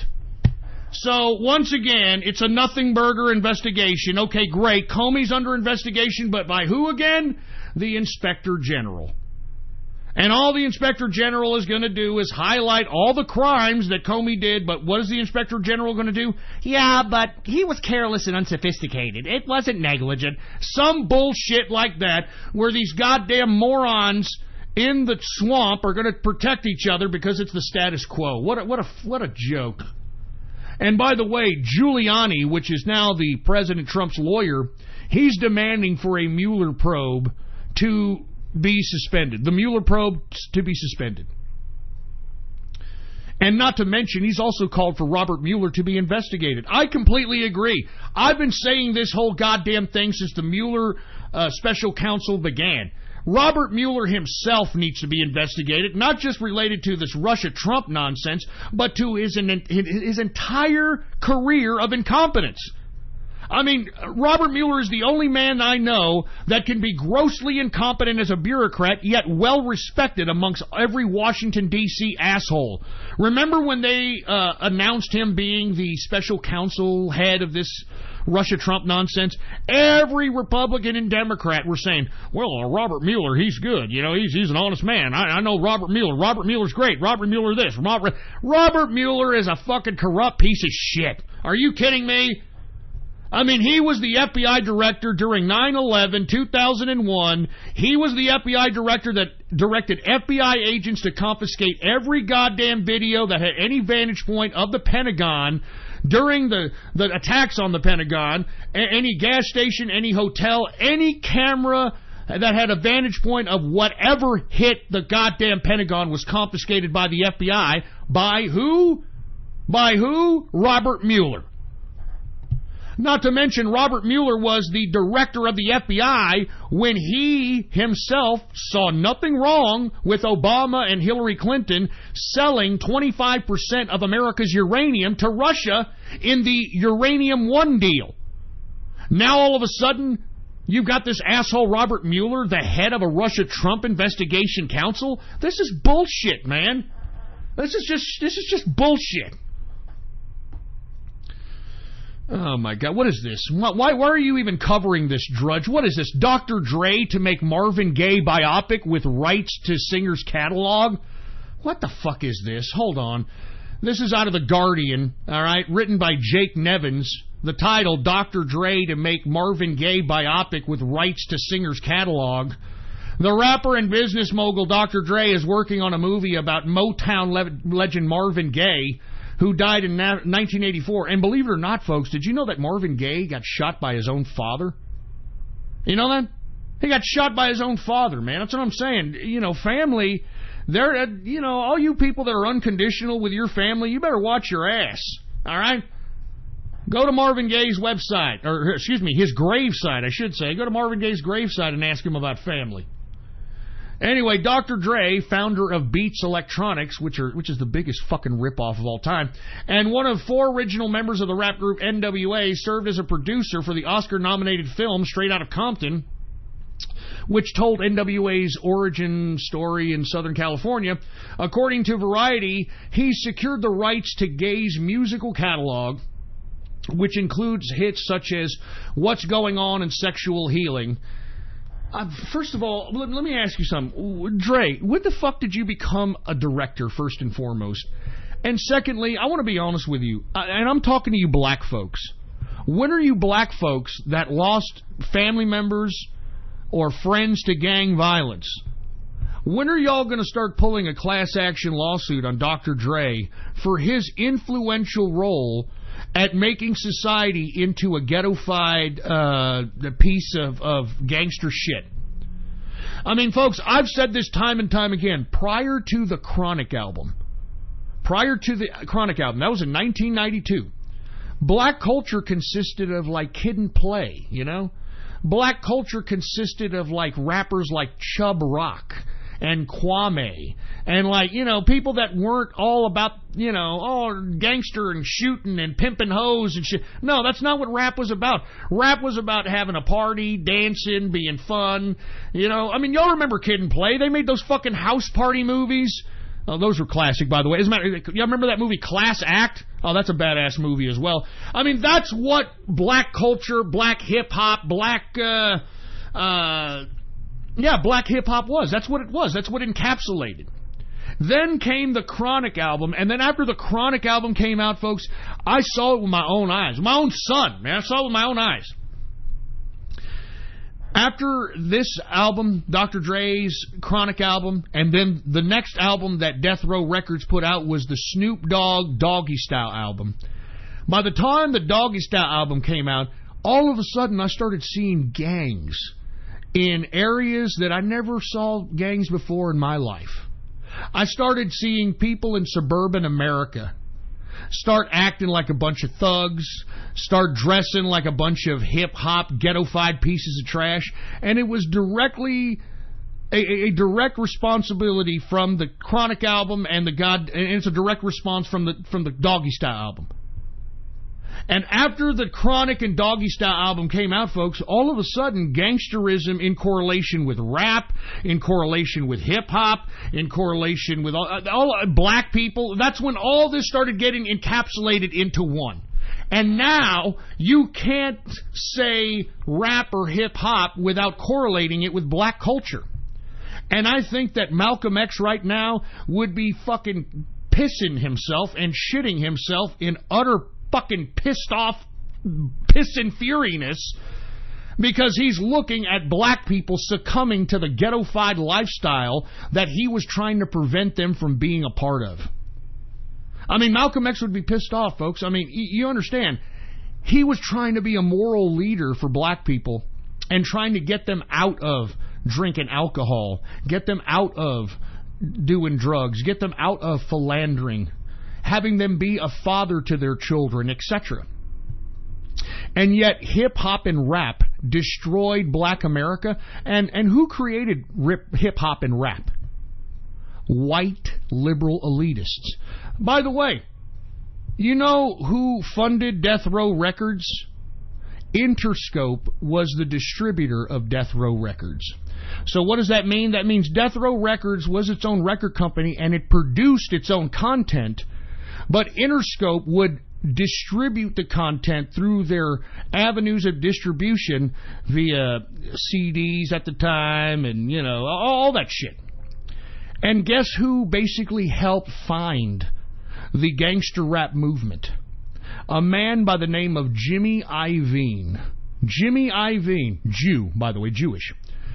Jimmy Iovine, I think you people need to look up who the hell this guy is, and his direct funding of the entire gangster rap movement. That's who you need to contribute a big portion of why black folks are now a bunch of ghettofied pieces of gangster rap shit. I'm not saying all of them, okay? So you black people that are getting offended like, man, what the fuck you saying, motherfucker? Man, fuck you, man. No, listen. A group is defined by its majority. Let me repeat that. A group is defined by its majority. Let me repeat that. A group is defined by its majority. And right now, the majority of black folks are correlating themselves, their cultures, their families, their identities with rap and hip-hop idealism. And as I stated, all you've got to do is look up Jimmy Iovine and see these are the guys that invented and distributed gangster rap. I mean, look into the entire history of Death Row Records, man. The only people that were real gangsters that were a part of Death Row Records was the guy that helped fund it, all right, the Godfather, I forgot what his fucking name was, and Suge Knight. Those are the only two gangsters that were really real gangster out of all of Death Row. I mean, you know, Dr. Dre, we all remember that asshole. I mean, listen, hold on. Hey, engineer, can you put on, Jesus Christ, what the hell's that song called? Put on that one song that, look up World Class Wrecking Crew, Turn Off the Lights, okay? Can you do that? All right, now I want to show you all what exactly I'm talking about, all right? I mean, you know, this World Class Wrecking Crew was the first group that Dre put together, okay? And he actually created the song Turn Off the Lights, okay? Now, I'm going to play a little bit of it. There is no copyright intended here. This is fair use. I am being critical of this song. So, no need for any kind of copyright strikes. This is fair use, motherfucker. Fair use. I want you all to listen to, once again, this so-called godfather of gangster rap, okay? Dr. Dre, before he became Dr. Dre, here's the World Class Wrecking Crew. Turn off the lights, all right? All right, everybody ready? Here, let's go ahead and turn it up, engineer. Turn it up. All right, let's do this. Oh, what the hell? All right, now this, once again, Dr. Dre, in his early heydays. He produced this, he even sang in it. Uh-oh. This is gangsta, huh? This is Dr. Dre before the whole fucking gangster shit. I mean, in this goddamn video, he's wearing mascara, he's wearing bell bottoms, he's wearing like fruity ass bullshit. But he gangsta dough. He gangsta dough. He gangsta dough. Listen to this crap. Hey, what's happening, baby? I'm the one who needs no introduction. Oh yeah, who are you? Cause I'm the world-class doctor. There he is, Dre. The master of seduction. Oh, he's look at Dre's master of seduction. Heal all your ills. Is that right, Dre? Give you extreme delight. Oh, right, Dre? But only if you allow me. What do you want me to do, Dre? To turn off the lights. Turn off the lights? This is Dr. Dre, man!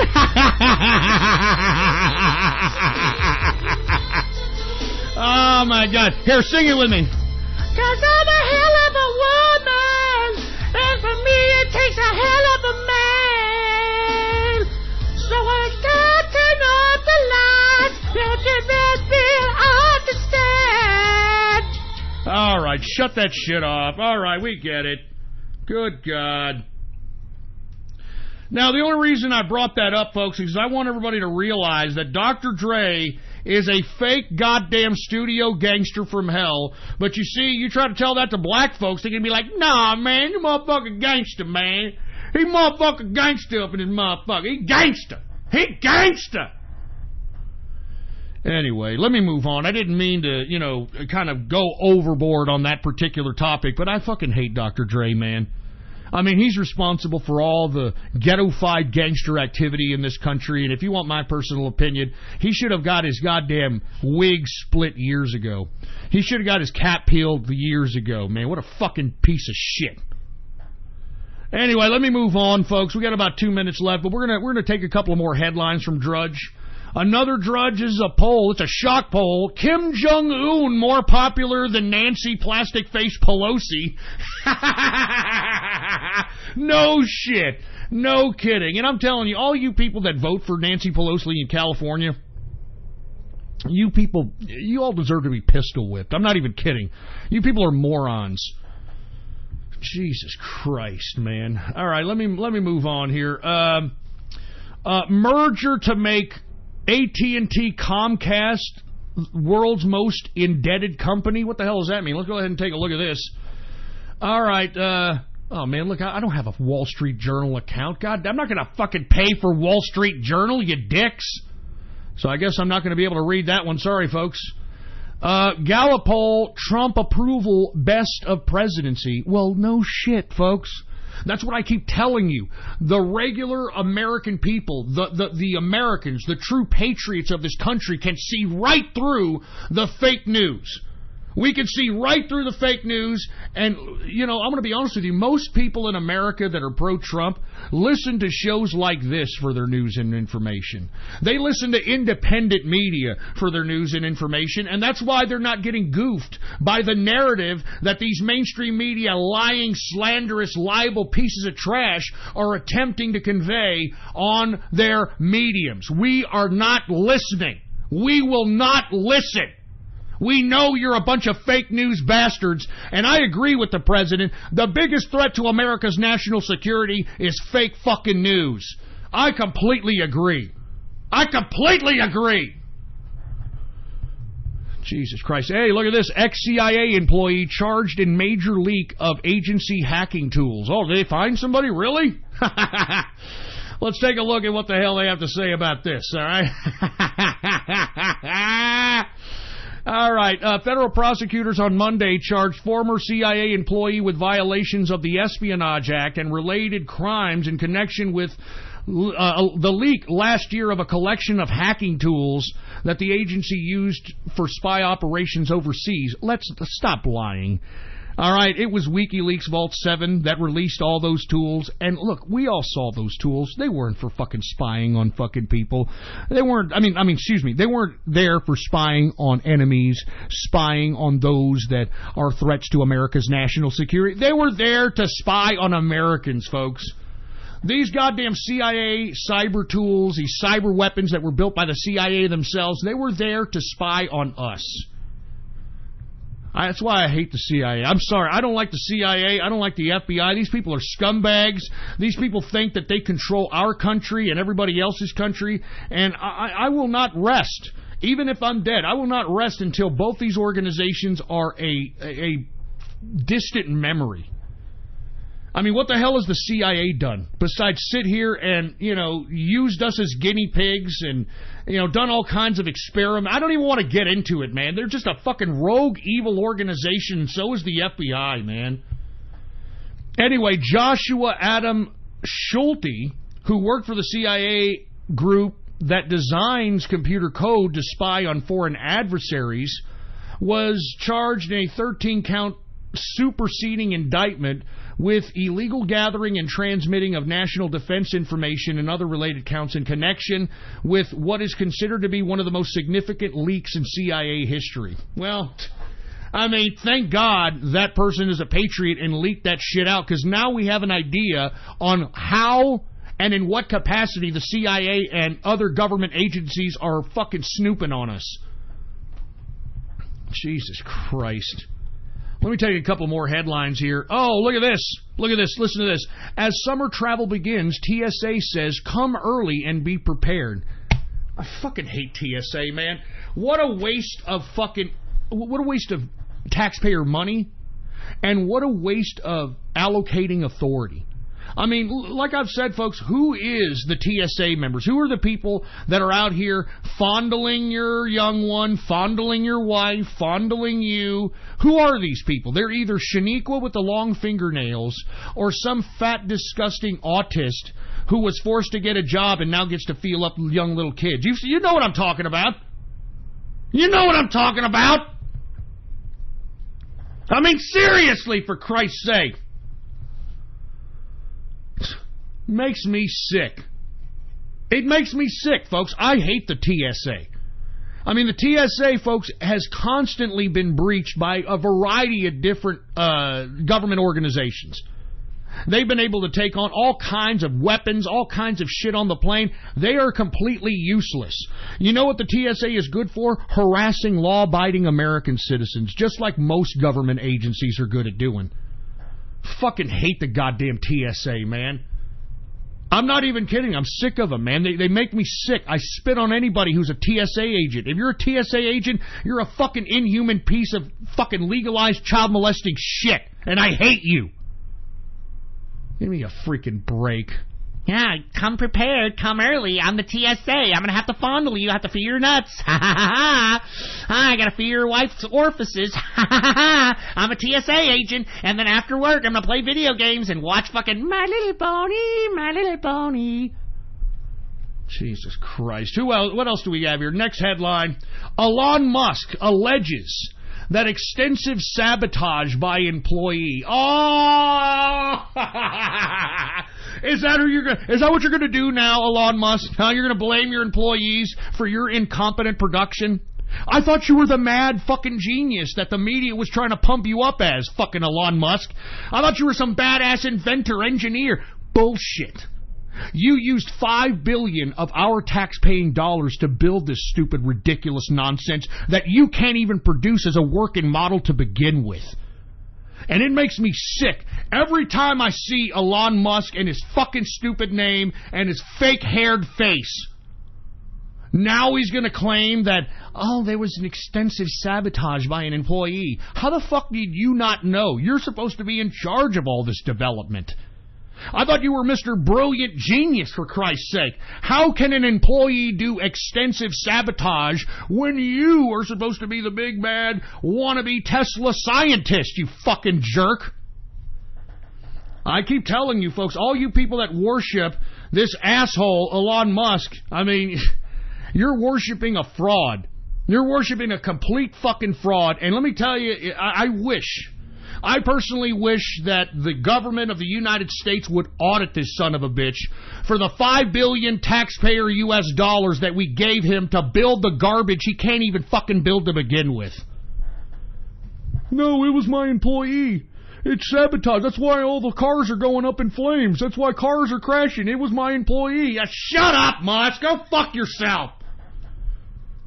You're a piece of crap.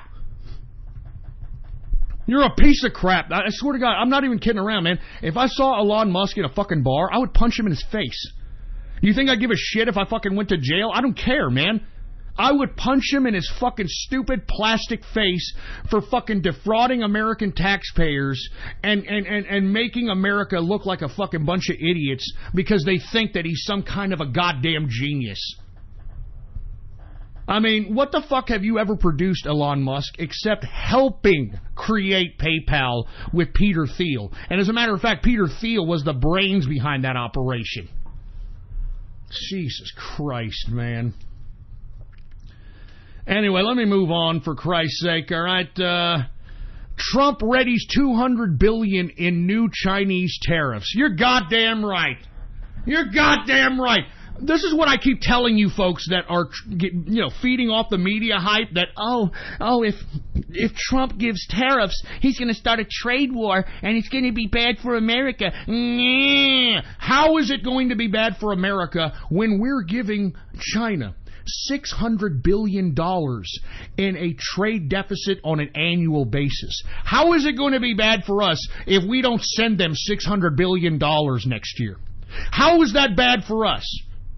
We'll either do one of many things, folks. We either keep that $600 billion here, which will circulate in the American border, or we could solicit other countries who are begging to be producers of American products, and they'll become the new manufacturers of our goods.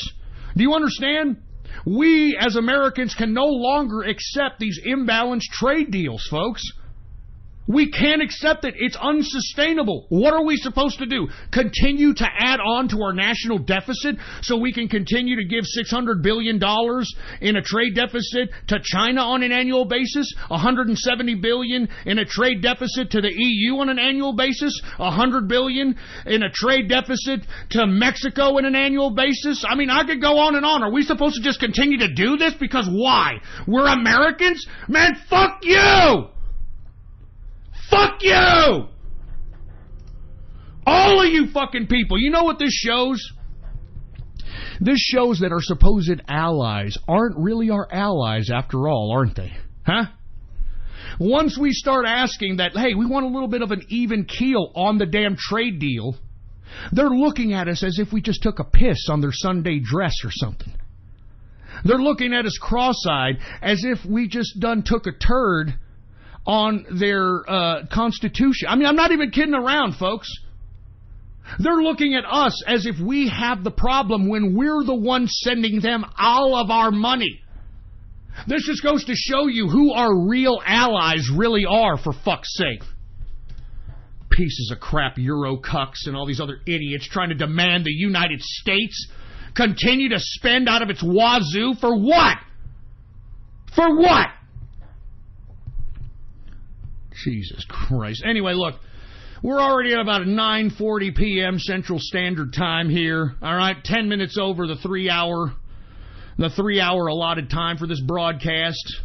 I want to thank everybody first and foremost for listening to this show. I want to be honest with everybody. We have not whatsoever taken a step back in viewership. Viewership is going great. Listener base is getting great. And I'm glad that yours truly is independent. I'm glad that yours truly has just completely wiped his ass with the radio graffiti and the shout-outs, because I believe that this show is straight political dope, and it's actually informing anybody who happens to listen to it at this point in time. And we have to get serious. We have to get serious. These liberals are as serious as a heart attack, man. We have to get serious. The right, the capitalist right, we have to get serious, because if we don't, we stand to lose everything we've built since 2016. And that's why I'm calling on each and every one of you that listen to this broadcast. It's time to get serious.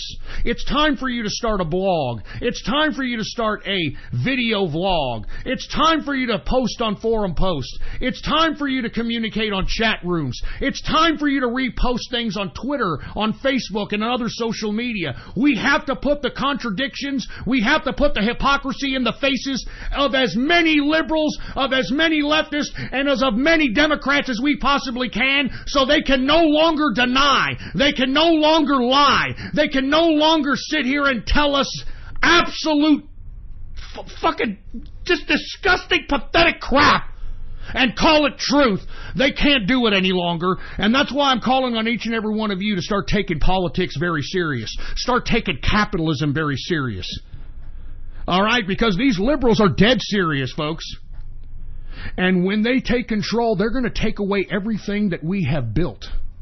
And they're going to instill what they attempted to instill back during Barack Obama's tenure as president. They're going to try to instill a quasi-socialist communist government in this America. And like I said, that's why back then, if you were looking for a job, you couldn't find one. And if you did, you could only find one that was part-time. Because, folks, Obamacare is the reason why you couldn't find a full-time job in America during Obama's tenure.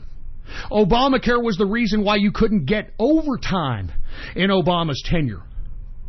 And, folks, that's why you were forced to go to welfare in some cases, food stamps. Folks, there were more public sector jobs during Barack Obama's tenure as president than private sector jobs. And when there's more public sector jobs than private sector jobs, that's socialism! That's fucking socialism! We gotta stop it! And we gotta stop it now! And I'm calling on all of you! It's time for the meme wars! It's time to post these goddamn articles that expose the contradictions of these leftists, expose the hypocrisy of these Democrats. We've got to do it, folks. We can't let communism win. We can't let socialism win. We've got to stand up. We're capitalists, damn it. We're fucking capitalists, and we refuse to bow down to your centralized brands of power. We refuse. We refuse. We are free people.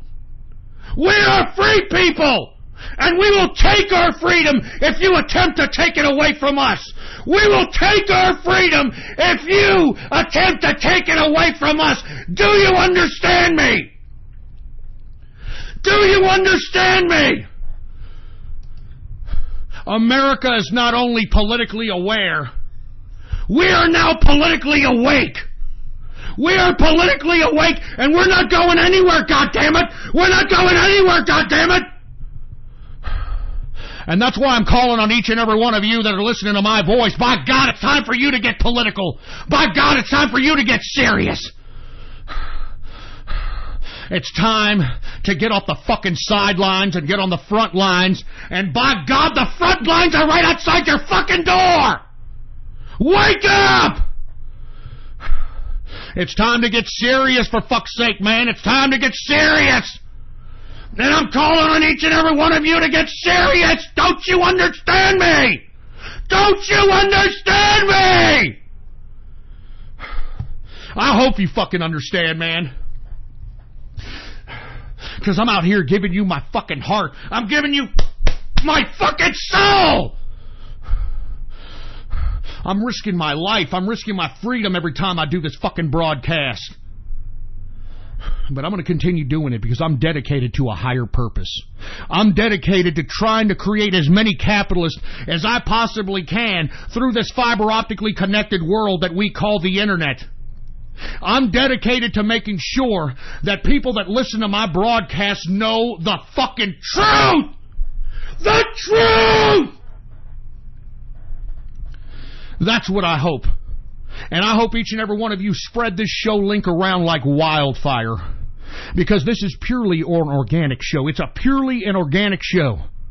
And if you're listening to the sound of my voice, you are listening to the political internet underground. I can tell you that right goddamn now. If you're listening to my voice, you are listening to the political internet underground.